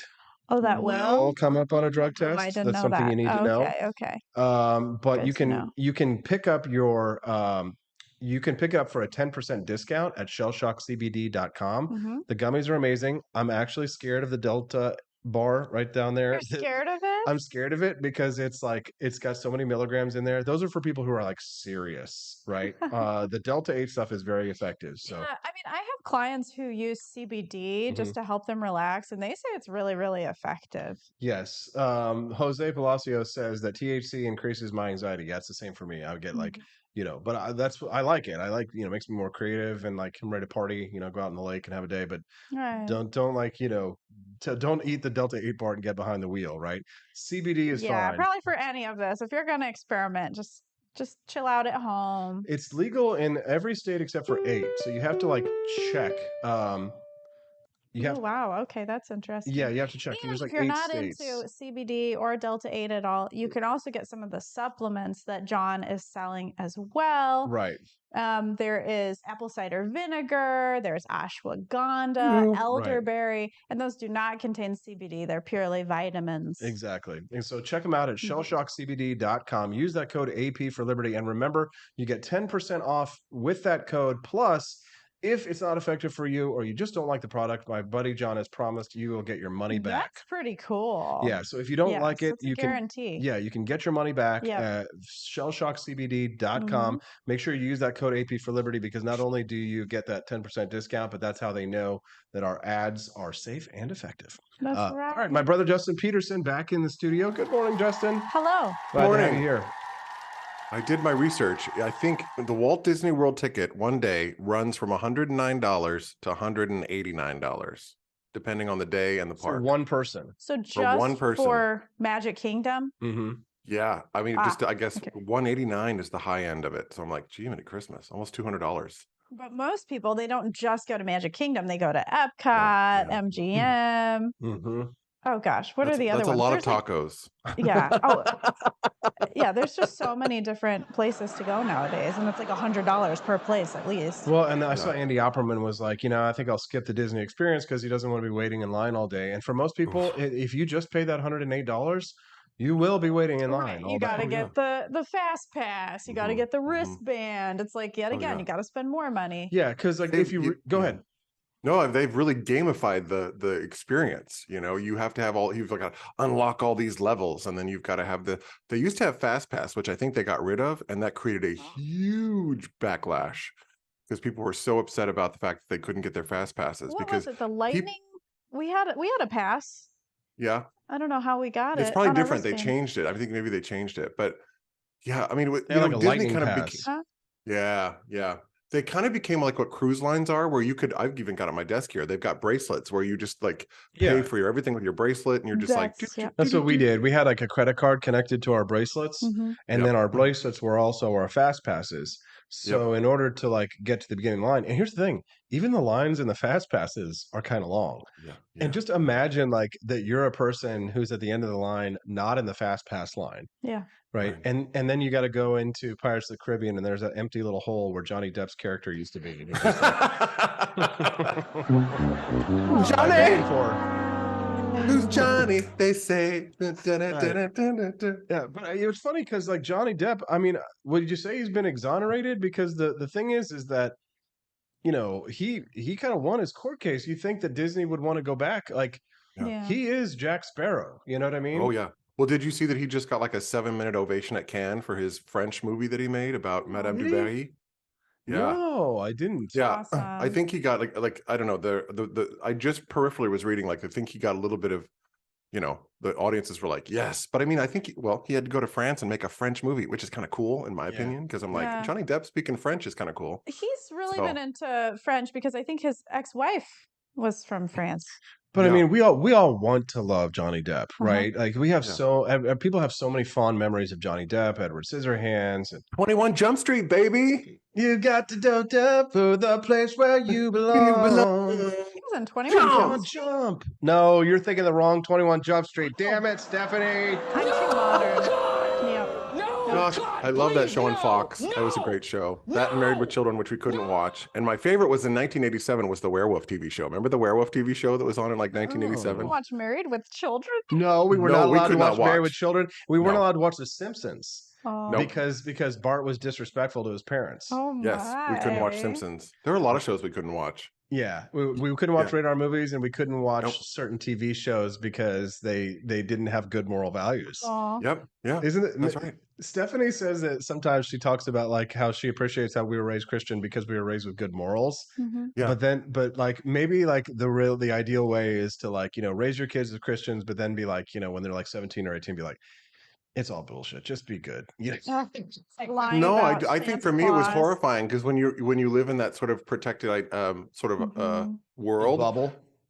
yeah, and then you get out into the real world. I mean, I can remember like being physically ill about things that were so horrible in the world. Like I was like, this is really what the world is like, and I would be like so upset, you know, because I just like Yeah. the bubble burst, you know, and I'd just be like, you mean people really treat each other like this? This is terrible. I think it's You a know? balance. Probably as a parent, you have to explain to your kid the realities of the world as they're ready Yeah. to see certain things. Totally. But I I think mean, you're talking to somebody whose favorite like show when they were in middle school is like watching the claymation Davy and Goliath. Do you remember that? Oh, I remember Davy and Goliath. I liked the parody that came out years later on comedies. What was some comedy? So it was Moral Oral. Moral Oral. Aw. Yes, I remember that. It was like a takeoff on Davy. I love Davy and Goliath. They'd always burr, burr, burr, burr, burr, burr, burr, burr, burr, burr, Yes, you know. Almighty Fortress Yes, is our yes, because it was God. made by the Lutherans. Yeah, that show. Stephanie, you know what Stephanie really loves is Christian music. I Oh, do. really? I'm sorry. It really Well, because it's so much me, it's so because much I more think beautiful it's- than Oh, well, I Jewish think it just music. depends on what you listen to, Mhm. because like if it's really good, like old, like I'm an old classic hymn person, like that's my jam. Yeah. I love the whole Oh, hymn. those are beautiful. Yeah. But the modern stuff is what I like to refer to as Jesus is my boyfriend music, because it's like Yes. Jesus, he holds my hand when we walk in the park, and I Right. love it when he Yes. gives me kisses. I'm just like, what is this? Jesus And is when my I hear it boyfriend on music. the radio, usually it sounds like just a normal rock song, and I'm like, "Ooh, this is Yeah. good." And then all of But a then sudden, I hear it in start church, and I'm just like, hearing this is Jesus is my words. boyfriend music. Knock it off. I don't Right, like no, this. I do miss the old hymns and things like that. But you got to understand, Justin, like, you know, there's no comparison between Oh, glow and what Stephanie was raised with, which was Drano, Drano, Drano, make you wanna play. Uh-huh. Drano, They don't Drano, sing that though. Drano. That's no. I Lie, no. lie, lie, lie, lie, lie, lie, Yes. lie. See, there you go. That's they sing lie, la, There's lie. like a couple of good Jewish songs, but I mean, let's be honest. Like the Christian Hey, listen, tradition all is of the full musical beautiful theater music. songs that you know and love, every musical theater song you know and love was written by Jewish people. They were So get into it. Christians, right? So why didn't they write themselves a few bangers? We like to give. I don't know. We don't like They to wrote- help ourselves. They wrote No, bangers but for they wrote us, but they great didn't. They songs. wrote I mean, crap for musical theater. themselves.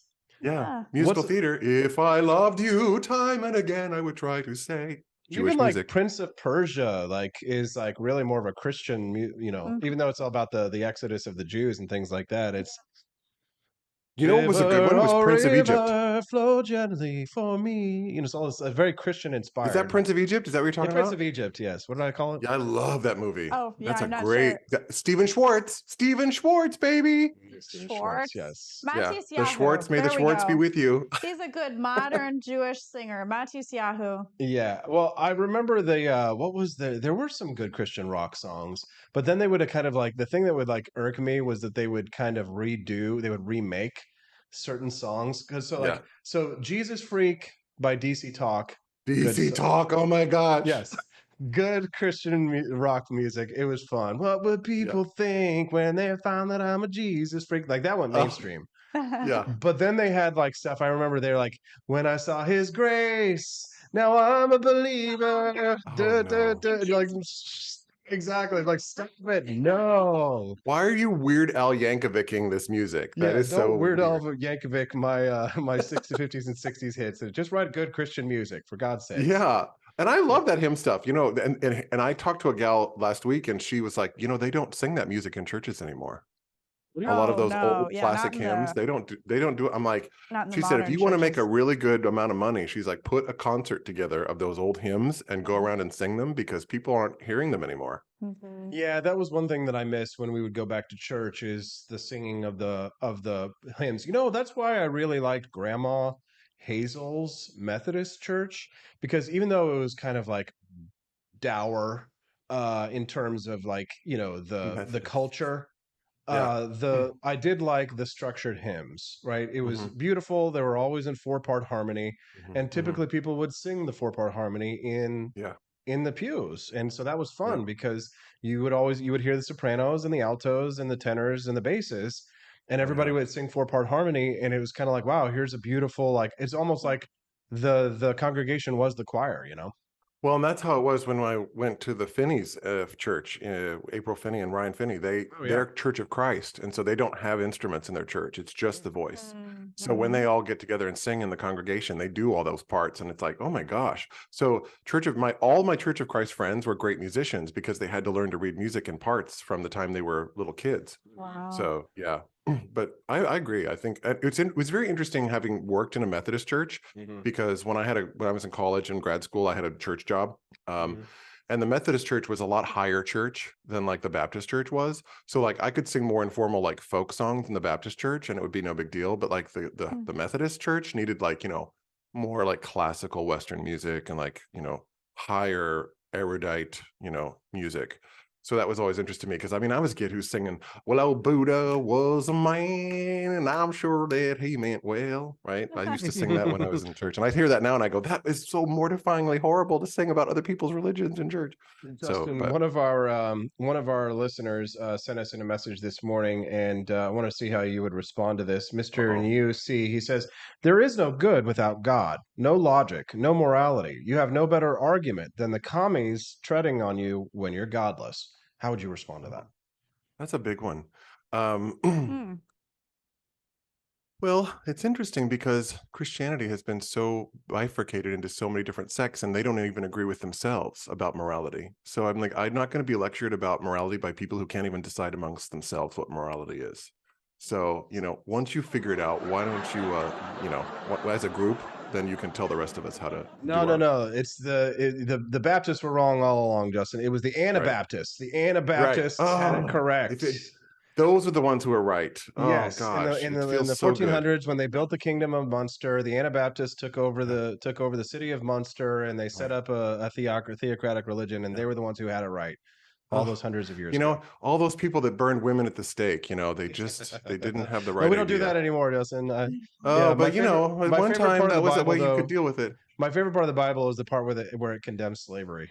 Oh yeah, keep looking for that one.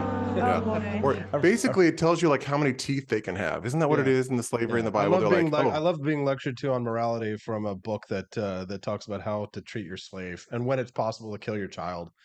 Yeah. Talk to me about abortion from a God that killed more children than. When I was a vegetarian, didn't God kill more people than Satan in the Bible? That's true. That's true. Oh. God's body count in the Bible is like astronomical. The one unforgivable sin. The one unforgivable sin was that humans learned the difference between good and evil. Such a kind and loving God. Wow. Yeah. When I was a vegetarian, learning about animal sacrifice, I'm just like. Yes. So anyways, we will not be lectured to on morality from people who can't even get their own shit straight. Let's continue. Right. Watch me in my life. I'd say I'm a pretty moral being. And I'm not religious. Culturally, we decide social mores are always in change, right? I always think it's better because my Christian friends are like, Austin, you live like life as a better Christian than people who are actually Christians. Treating others the way they want to be treated. I think Christians have performance anxiety. Right. I think they have performance anxiety. They're always cheating on my wife, not molesting little boys while wearing also a dress. It's like if you're going to behave out of a moral sense of something you're going to get in the next life rather than having the reward of doing something good in here and now, then you're not really doing something of your own free will. You're doing something because you want something as a reward. So it's really kind of manipulative. Your kindness is kind of a manipulation. Right. It's like, accept me or die, right? But you have choice and I love you. But he loves you. Yeah, you're going to burn, but he loves you. I'm like, that sounds like an abusive husband. I applaud anybody who can get the motivation to be a good person. So whatever that takes to be a good person. Sure, exactly. Go with it. Exactly. It's God well, that goodness is its own reward. Every day, it's like, Yeah. So if you're really truly trying to be a good person and God is the one that's helping you do that, go for it. But the thing is, Mr. Newsy says, again, your argument is equally void of foundation as the commies. But the problem with that argument is that because God does not exist, like you literally have no foundation. Like you are basing your morality. You might as well be basing your morality on like Cinderella or the Brothers Grimm fairy tales, because there's equal parts basis fact in the Bible as there is in the stories of the Brothers Grimm. So when you say you have a basis in morality, Your basis on morality is based on stories that were told to people in the desert thousands of years ago, Right. word of mouth. Right. So, Right. I mean, your fundamental basis of morality is built upon, literally based upon slavery, which is what the Bible condones. So, Right. And it so has no as a problem libertarian, with. I have And to has no reject it problem with. because Yeah. it's fundamentally like liberty and Christianity typically are at odds because there is an imperialist morality, typically of the Catholic sects, but not of all of them. But not of all of them. I know a lot of good Catholic libertarians, but I mean, like Stephanie and I were talking about this earlier, is that like, there's an imperialism that comes out of Christianity that is at odds with the liberalism that you and I endorse. It's really the authoritarianism for me. The other thing too, it talks about, like, I've always been hearing about Christianity. They're always like, it's a relationship. It's a relationship. Mhm. Well, guess what? Relationships are largely private, right? Like, you don't live your marriage with Stephanie out in the public realm. Like, you know what I mean? Like, your marriage Right. is not a public good. Your marriage is a private good. So if Christianity is a private relationship, then keep it in your house. Keep it in your pants, right? Just Keep like it I in don't your- want transgenders, like, agenda in my school with my kids. Keep But your I guess agenda out they of it. think of it as there's only one God for everybody. So it's like, it's Right. okay that I share my God with you. It's totally fine. Whereas like for me, there's only one me. It's fine, So it's but like, can you really share me? sure, but prepare to be mocked, right? And Yeah. And the other thing prepare. too is, like, Christians are, I mean, the Christians who are always like in this sort of turn or burn mentality, which is what Southern Baptist kind of was in a way when we grew up with that. Who does that convince? I mean, and if you have to scare people by manipulating them through fear, that's really authoritarian, in my opinion. The people who in my life have been examples of good Christians who would be worthy of emulation would be people like our grandmothers, like Grandma Rose. Who she never had a bad word to say about anybody. She really did. There are people who live their faith and there are people who just talk their faith. And I think that's the difference that I'm talking Like about. people like Mr. Newsy, like they live their lives in fear because they've been conditioned to, right? So I mean, like their lifestyle. I mean, again, they taught us, you be a good God-fearing individual, right? So it's like you're supposed to have fear for a bit. I mean, talk about like a con artist, right? Think about the whole legend itself is a con because you're taught to fear something that doesn't exist.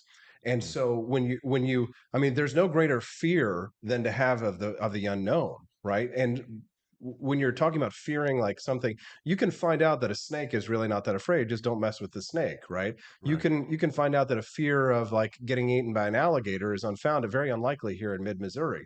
But when you have a fear of a mythical being that doesn't exist and you can't, prove doesn't exist, you can't prove it exists or it doesn't exist, that fear can be infinite and forever because you can always conjure a boogeyman in order to justify, why someone should act according to a moral code because they have this fear of this boogeyman that you can constantly hype this threat of this fear of this, immortal being that's watching you, that also, by the way, always coincides with the morality of the person who is trying to foist their views on you. Right? God always hates the same people you do. God always, isn't that fascinating, Stephanie? God always hates the same people that the person who's advocating for God's behalf. It is quite ironic, right? You never hear somebody say, well, God loves everybody, but I hate these people. God loves everybody, but I hate them. I also love that when they use this idea that, I see that they're talking and saying, well, you're using all these logical fallacies, which is hysterical because that's called Darvo. Right. It's like, oh, you're the one using the logical fallacies. I'm like, no, actually, we're trying to get to logic without supernatural beliefs. Right. That's the difference. What's hilarious too, because like whenever somebody who comes from like the mythical belief background, like they start talking about logic and things like that, it's like you're literally trying to tell me that like magic exists. Exactly. Like you're literally trying to convince me that miracles. Well, it's circular reasoning. The Bible's true because the Bible says it's true. That's like the Wizard of Oz is true because the Wizard of Oz is a book and it's about the Wizard of Oz. It's real. I'm like, that's the same exact logic. Right. Yeah. I mean, if someone could tell me that they really know this to be real and here's why, I'd be interested to hear that. Yeah. Definitely. I would. Yeah, I'm willing to change. But the burden of proof is not on the person who is disputing the claim. The burden of proof is on the person who is making the claim. Right. Like there is a goblin in our backyard. A goblin. He can cast spells and he lives underneath a magical mushroom. Right. You have to believe it because it's written down and I've said it's there. So, I mean, you have to believe it. But I mean, the thing is like you say, extraordinary claims require extraordinary evidence. I mean, when somebody says logic, like you're essentially trying to explain to me that magic is real. Like you But it's have not to have on some my evidence. doubt. It's not on my doubt to prove to you that you're wrong because you're the person making the claim, not Mhm. me. The Mhm. burden of proof does not rest on the person who is disputing the claim. It rests on the person making the claim. Yes, for sure. So Sarah Palacio, she's so sweet, and she, you know, a Mhm. lot of our Christian friends take this in good Right. We stride. have a lot of people Sarah who says, "I very often say, do believe God in love God. him because I sure don't." LOL. The thing is, like, Uh, I'm not hostile to Christianity as yeah. you know, I might have Yeah. been as a younger person, but I'm not. You know, I just it's like I've never understood, and this is the thing of all authoritarians. They can't abide that you have your own mind. They can't abide that you think for yourself and you disagree, whether that's a political philosophy, a religious philosophy, a cultural philosophy. They can't stand it. It's like you have to Mhm. be on a diet too because I need you to be on a diet so my diet works. Right. Like I'm that's not how it abstaining, and works. it's the same. It's the prohibitionist mindset, right? So it's like the suffragettes, you know, with the suffragettes came temperance because they were all declining to drink alcohol, and therefore the rest of us were not allowed to drink alcohol because they're abstaining, and therefore the rest of us must abstain. Right. And very briefly, Andy Opperman dropped $20 in the kitty. Thanks, Andy. Whoa. Thank He you. says God hates tyrants just like me. Well, you know what? That's a God that I could be much more convinced of, right? Six Only Semper when what is it? Tyrannis. When the last king has been strangled with the entrails of the last priest, will man truly be free? Yeah. Thomas Paine, yes, for sure. Yeah. Wow. But like you say, religion, organized religion. You know, the concept of Christianity was as we were raised with our grandparents, a God of love, like a Right. God of joy and of family and Yeah. togetherness. Like Yes. Those are wonderful values these, that anybody those are can good Yes. get values. behind. Yes. Absolutely right. I'm not convinced of the claims of the supernatural, Sure. but I like these concepts and some of the moral principles that you get from Christianity. But Right. you know, it's like anything else. Even people who say that the Bible is 100% true, they don't adhere to all of the tenets of the No. Bible, right? They still cherry pick and say, well, this part of the Bible, this is a metaphor, right? You know, like thou Right. shalt stone a rebellious son and kill him. I mean, how many Oh times yeah. do you think Dad would have had to like stone me growing up for being a rebellious But it child, right? doesn't it doesn't allow an opt-out clause. You know what I'm Yeah. saying? Like Yeah. there's no opt-out clause. People have just decided, oh, we're not going to do that. Or, you know, the idea of eating shellfish, which Jewish people, you know, still hold to a lot of the Jewish Old people Testament don't. Mhm. codes Yeah, of I mean, my law, you know. sister, at least in Judaism, she explained it to me as the more mitzvahs you do, the better off you'll be. So Mm. that's why they want to do as many good things as possible. Mm. Is that the same thing in Christianity? Like you don't have to follow everything, but the more things you do, the better you'll be The in other thing terms I of your think too that the afterlife? Jewish faith has done that Christianity has not done very well is that Judaism always has a history of argumentation about its precepts. Yes, You know, it's okay to ask questions. yes, Oh, the well, yeah, Talmudic like the rabbi. conversations Ask a about faith. rabbi. Mhm. Yeah, Yeah. they're so encouraged, but they're not. It's not like the Judaism doesn't seem to be this sort of locked in like mentality where they really argue over their faith in a positive sense, and they have these Mhm. deep Talmudic conversations about things. Where I think Christianity, you know, in many sects is like, don't ask questions. Yeah, Like, no, stop that was asking. literally Right. what happened. I remember in being in Sunday school, Justin, and when I started to get to the age of reason, I started asking questions because there's all these, you know, the big questions of life. You're kind of scared to ask of Right. because the church officials are always so intimidating, and it's kind of like once the people who ask the difficult questions are considered the bad kids Yes. in Sunday school. And I remember that, you know, there would be kids who would get in trouble because they asked certain questions and things like that about sex or life or whatever, and they would be considered the bad kids in class, and so everybody's kind of shunned them at first. And then I kind of realized, you know what, the rebels in Sunday school were just asking very reasonable questions. And I'll never forget. I don't know if I told you the story, Justin. I know, Stephanie, you've probably heard this one, and I'll sum it up as briefly as I can. I'll never forget the last time I actually stepped into church, sort of voluntarily, if you will, to go to service on Sunday school. And the pastor was invited to come to our Sunday school class because I had been asking those questions the week before. And my Sunday school teacher was like, I think it was Sandy Duncan. Oh. She goes, Austin, do you want me to have the pastor come in next week and answer these questions Is for that a you? threat? It was like, you know, a back down. And everybody, all the kids who were there, who attendance was low at that time, were like leaning in because they were like suddenly the good kid, the goody two shoes, which I was. was asking the tough questions, and so it couldn't be ignored. It wasn't just the bad kids; it was now the good kid. And so the next week, that class was packed. We had never had that much attendance because everybody knew the pastor was going to be there and was going to go head to head. But I had annotated my Bible. It was the sixth. By the sixth time I had read the thing, I knew the questions that I wanted to ask. And this was, of course, after mom had died, right? So, everybody's assuming that I'm acting out as a response to mother's passing. But I'm just asking logical questions, like, the Epicurean riddle, like, whence cometh evil? Was he answering your questions? He was, but with the same answers that you get in typically, right? So like God loves everyone, but you will go to hell if you don't accept Jesus Christ. All these different things, and I asked him the question about, like, I would read the Bible passages about God commanding the Israelites to bash the Philistines' babies' heads on the rocks and smash their heads open and their brains spill out everywhere, and all these different the books of the Bible where it's like the parts of the Bible that you don't learn about a whole lot and stuff like that. And I know nothing Justin, about any of these things. your coming out of the closet had a massive impact on my views of how the Christian church treated homosexuals. And at that, I remember being 14 or 15 years old, where when conflict arose, I was like, I can either hold on to these values and principles based on these myths, or I can love my brother, without question, and choose to forego these beliefs. And I chose my brother, right? I chose Many don't. love. Many don't.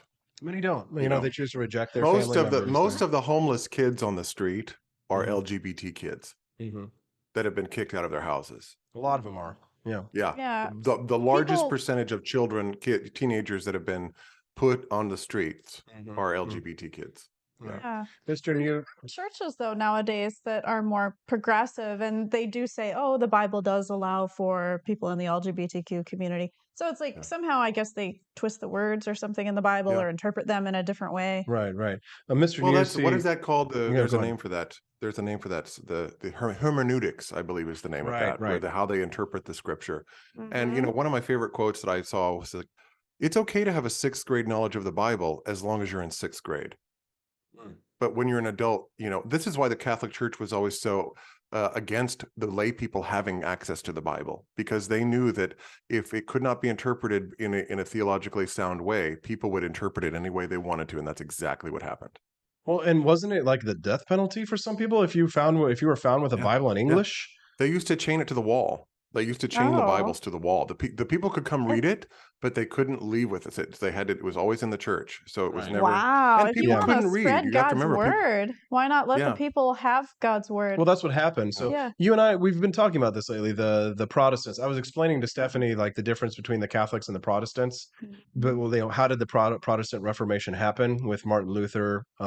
Splitting away from the Catholic Church, largely as a response to indulgences and things, and because the Pope, the Catholics don't base their moral theories on the Bible, right? And especially at the time, their argument was that the Pope is the infallible leader of the church on earth, and it's the Pope that you have to listen to, not the Bible, right? It's the earthly, and that's what Martin Luther rejected, whereas the people from earth telling them, oh, you are the ones who are going to interpret this for us, right? Which is if the Pope isn't going to be able to interpret it for you, then then who can?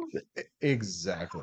Well, and I think about the French Revolution too. I mean, it wasn't the clergy was one of the three classes during the French Revolution. It was like you had the royalty, then you had the clergy, and then I think then you had the third estate, which was the people, right? These three estates, and so and the clergy was always looking out for itself. But then when the revolution came in France, they completely decimated the Catholic Church. They prohibited all worship, everything like that. Yeah. Camelia says that she says, "Oh, I missed the religion convo. Just a quick word for those who think people who reject Christianity just have a passing or negative experience with it. That's not true. That's very true, because like we were loved by our church family. Oh, yeah. Our church family was good to us, especially after mom died. Like they were the first ones to show up on our doorstep with food, right? Casseroles and and you know, They still love you. yes, I mean, we were just around your family recently, and I mean, they're still very welcoming and supportive. you know, and you know, it's not like we don't like, and it's like we didn't have a negative experience in church, right? Like well, ours, no, it's not like we didn't go to the what's the one out in Kansas, the freak weirdos. Oh yeah, Westboro Baptist Church. We didn't go to a church like that, but I mean that kind of stuff just that still dwells around the margins. Like you go to Bible camp and stuff like that, you're going to run into like those kinds of the fire and brimstone preachers and things like that. But I mean, and again, it wasn't you know, it's not because we don't know anything about Christianity that we reject its claims. We know a lot about Christianity, and I've read the Bible probably more times than the average Christian. Yeah, and I mean, in terms of Judaism, I was raised Jewish, going to synagogue. But I think for me, I just started questioning it and saying, you know, what's the meaning for me in this? Because I would go to synagogue on Yom Kippur, and we had to read about all of the bad things we've done this year. It's basically like text where everybody reads the same like sins that they've committed, and I'm like, I haven't committed this sin. Like, why am I reading about this? I haven't even done this, and so in case you think about doing that, right, and so thought crime. It just didn't motivate me to do better in the world. I just couldn't find meaning in it anymore. So I didn't have a bad experience. I couldn't connect with it. There's a really good book called Religion for Atheists by Alain de Botton, and what he talks about in the book is so many of the positive elements of religion. And he kind of goes into it as, you know, like the community part of it. That's very good. You know, feeling like a part of a community. I mean, why don't atheists have gathering spaces? You know, they need to have like atheist community halls because they're just as annoying as any. But I think the nihilism that can come along, I think we're seeing too the result of the nihilism that's come along with the new atheist movement beginning of the early 2000s. Sort of like this, there has to obviously be a morality for living. How we put that together is obviously every person's own sort of a lot of Christians will ask me, they're like, Austin, if you don't believe in, you know, in the God that we believe in, then, you know, where do you get your sense of morality?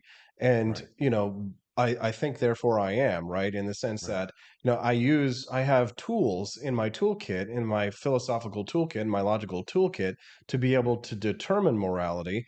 I use things like triangulation, right? So when I have found a moral truth, a fact, you know, based on facts, then I connect the dots, right? Just like you're drawing, like when you do a connect the dot painting, right? When you find a dot, you find a fact or a moral truth, then you use that to be able to determine which direction you're going, right? And you want to be able to try and steer your life like you would from, like if you were following the stars, using triangulation in order to determine what is a logical and moral and correct and upright, you know, value to hold in order to pursue what I love to pursue, which is the examined life. And I'm not a nihilist. Like I find meaning, but I find meaning in myself. But I think that, you know, and I've said this before, I think religion is sort of like a ready bake oven of a moral view, right? So for most people, they're not going to sit down and they're not going to, you know, critique Seneca, right? They're not going to sit down and question, you know, Aristotle and Plato, and they're not going to read the Republic. And so what religion does is sort of kind of provide you the map to morality that's like you know, it's sort of like a paint by numbers, if you will. It's like, here's the easy quick guide. What can I do to be a good person? Here's the 10 commandments and have a good afterlife, so I'm not afraid. Right, here's the morality bullet points. You know what I mean? The top 10 list of things not to do, right? I love things that are easy, but nothing good in life comes easy. Yeah, it's true. And you know, the problem of course lies with you know, I think our education system in general, which doesn't enforce the classics, like our understanding of Western civilization. In order to like take a Western civilization class, that's an AP level class. It used to be, you know, 120 years ago in American schoolhouses here in the United States, you would have a classical education. You learned Latin, you know. Yeah, Mom did. Mom learned Latin. Mom took Latin classes. Yep, she sure did. As you know, not even that far back then. Yeah, this was the 1950s. Yeah. And I mean, I think it's important to learn the Bible. You know, I think it. Oh, I do too. You need. See, I'm a Camille Paglia. I'm a Camille Paglia atheist. You know what I mean? I'm not a Christopher Hitchens atheist. Like Christopher Hitchens was openly hostile to it. You know, I'm not anti-Christian. I'm more Camille Paglia, if you know who she is. But like, Yes. I see the benefits of culture and civilization that the Christian church has given to the West, and it's a huge, huge gift. Agreed. Music, art, culture, all of that stuff that came through the church, and that has tremendous value to us, I believe. And that is what we should, in this era of destructive forces that are attempting to pull all of that down. Even atheists should come to the. I find myself in the foxhole with many Christians, in this fight against wokeism, so. The fight against leftism, I find myself, I certainly am. I have more allies that are Christians than I have that are atheists, for sure, because unfortunately what seems to have happened is the intellectuals are very good at justifying their stupid ideas. In other words, once you attain a certain level of brilliance or expertise in a subject, you can confuse it with a general knowledge. So that's what happened to Sam Harris. Right. And it's what happened to Anthony Fauci is a perfect example. You think that just because you understand immunology, that you understand virology, right? And when in reality, those are two different sciences. You may be a doctor of medicine, but you're a doctor of immunology. You're not a doctor of virology. The Greeks have a name for this. It's called hubris.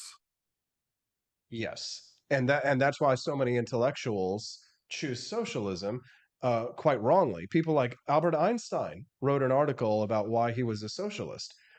It's the dumbest thing that you'll ever read. His justifications are lacking in context, historical context, appeals to emotion, logical fallacies. We're talking about someone who is considered to be, his name is synonymous with genius.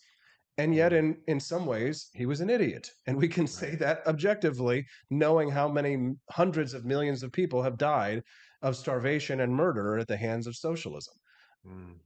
But that's the problem is, and Thomas Sowell writes about it a lot. And intellectuals and socialism, Friedrich Hayek wrote about it quite frequently. Again, they're so convinced of their own brilliance that they cannot see. They have a huge blind spot in regard, because they think that because they built an industry, or like I'm a McDonald's billionaire or something like that, that they can then remake the world using government and force. Perhaps they had a capitalistic adventure that, like Bill Gates, for example, venture that was successful. They think that they can apply that to public policy, and government is a creature completely alien to them and their understandings. Did you want to say something, Justin? No, I always refer to those people. I would say, that person has just been smelling their farts too much. They have just been smelling their own farts. Boy, what happened to Sam Harris, though, for God's sakes? Are you talking about the musician? No, Sam Harris. No, go ahead, Justin. No, I nothing. I got nothing. Well, just that he is a perfect example. I mean, he's someone who has fallen from my grace. I mean, I'll never forget. He got Trump derangement syndrome. Trump broke his brain. Yeah, Donald Trump broke his brain. I never let that happen to me. As much as I didn't like Trump for whatever reason here or there, I never let it cloud my dislike of him cloud my good judgment, or that I couldn't understand that some of the things that Donald Trump not only were morally correct, but they were also necessary. Like in sort of breaking the establishment's hold on politics in 2016, as he did, he shook things up. And I think he revealed that the emperor had no clothes, especially with the media and the corruption of our media. Oh, yeah. Well, that's really what woke me up to it all too, absolutely. But this was a good conversation, Justin. We've really gone over. We went deep on this one, man. I wasn't expecting that. I wasn't expecting the side trip into a religious discussion, but nobody expects the atheist inquisition. Nobody, exactly. Oh, bring out your dead. This was a great show. I'm sure we offended pretty much everybody from top to bottom.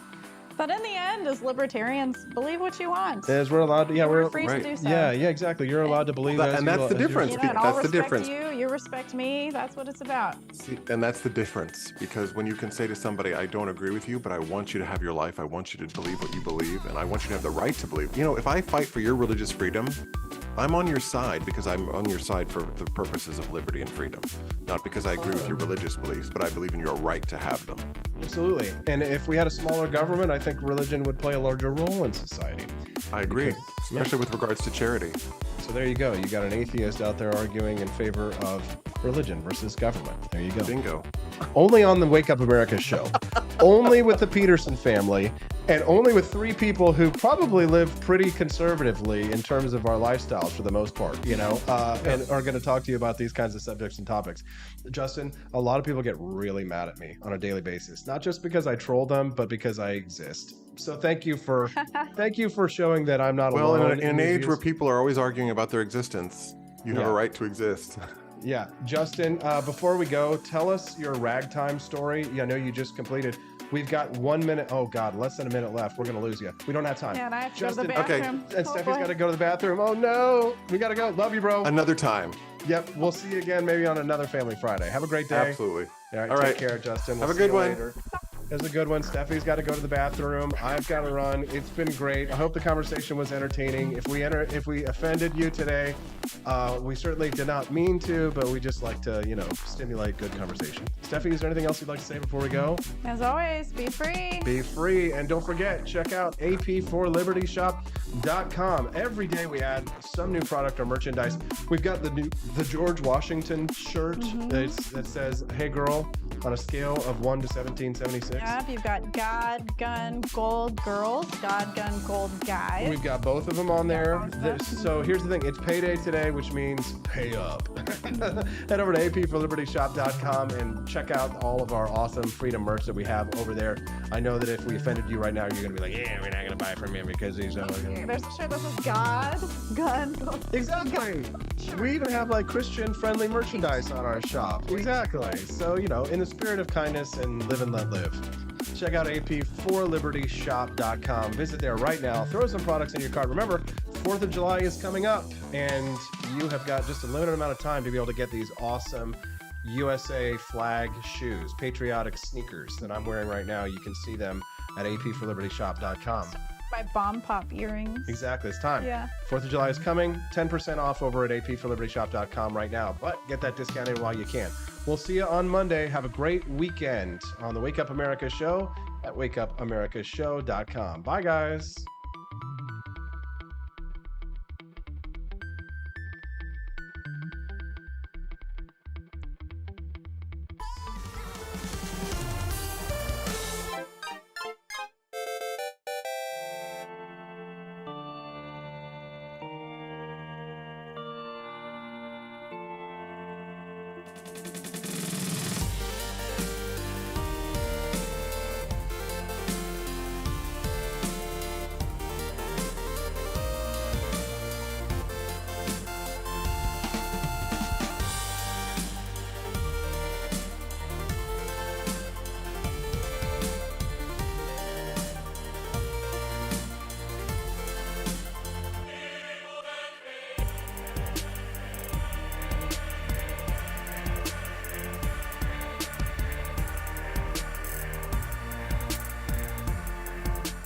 I like shooting things, but whenever I can't shoot something, I like to cut things. My life isn't all about shooting and stabbing and cutting, though. Sometimes I have to do actual work, but when I work, I still like to have fun. And there's nothing less fun than trying to cut with a crappy knife. Thankfully, from the ancient sect of Christian knights, who also loved cutting and stabbing, comes a new implement that has received my personal blessing, the Templar knife.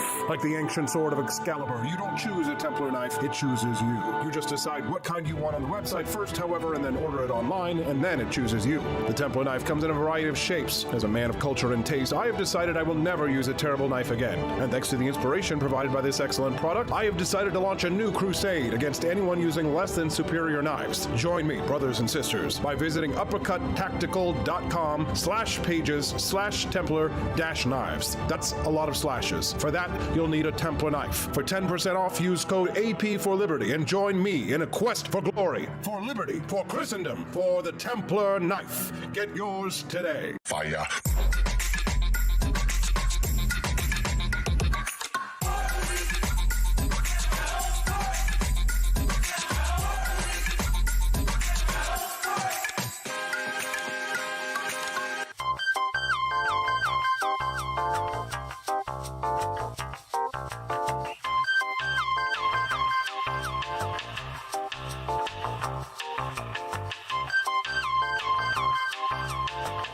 Hello, this is Barack Obama, and let me tell you why Austin Peterson stinks, and you should never pay attention to anything that he has to say. First of all, he's a libertarian, and we all know libertarians are idiots. They don't realize how important government is to everything that we do. I recently became aware that Austin has opened up a libertarian shop at apeforlibertyshop.com. Now, I'm asking you as a personal favor to me that you never ever visit apeforlibertyshop.com. With all of the great Liberty merchandise there, the last thing that we need to do is to get people spreading this message around the country, because then they might start thinking that they don't need government. And that's the last thing that good Democrats like us want. So if you love democracy, like me, and hate freedom, then don't visit AP for Liberty Shop. Like I said, whatever you do, do not visit aporlibertyshop.com. I'm Barack Obama, and I approve this message.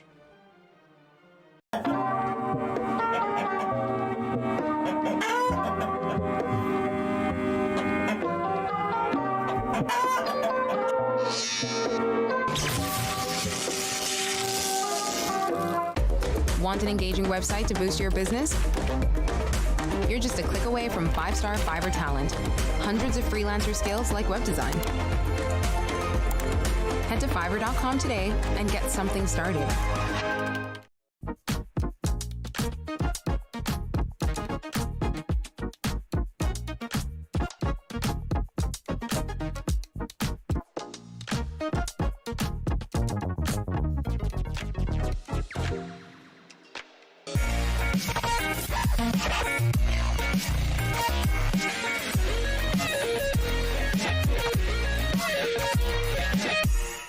When I was in foster care, I never knew when I would have to move, so I always had my suitcase ready to go.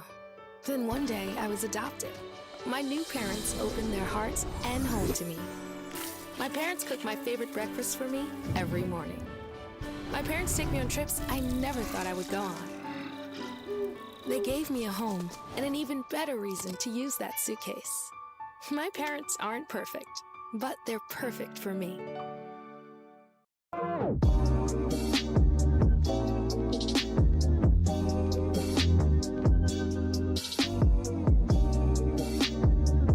I would remind you that extremism in the defense of liberty is no vice.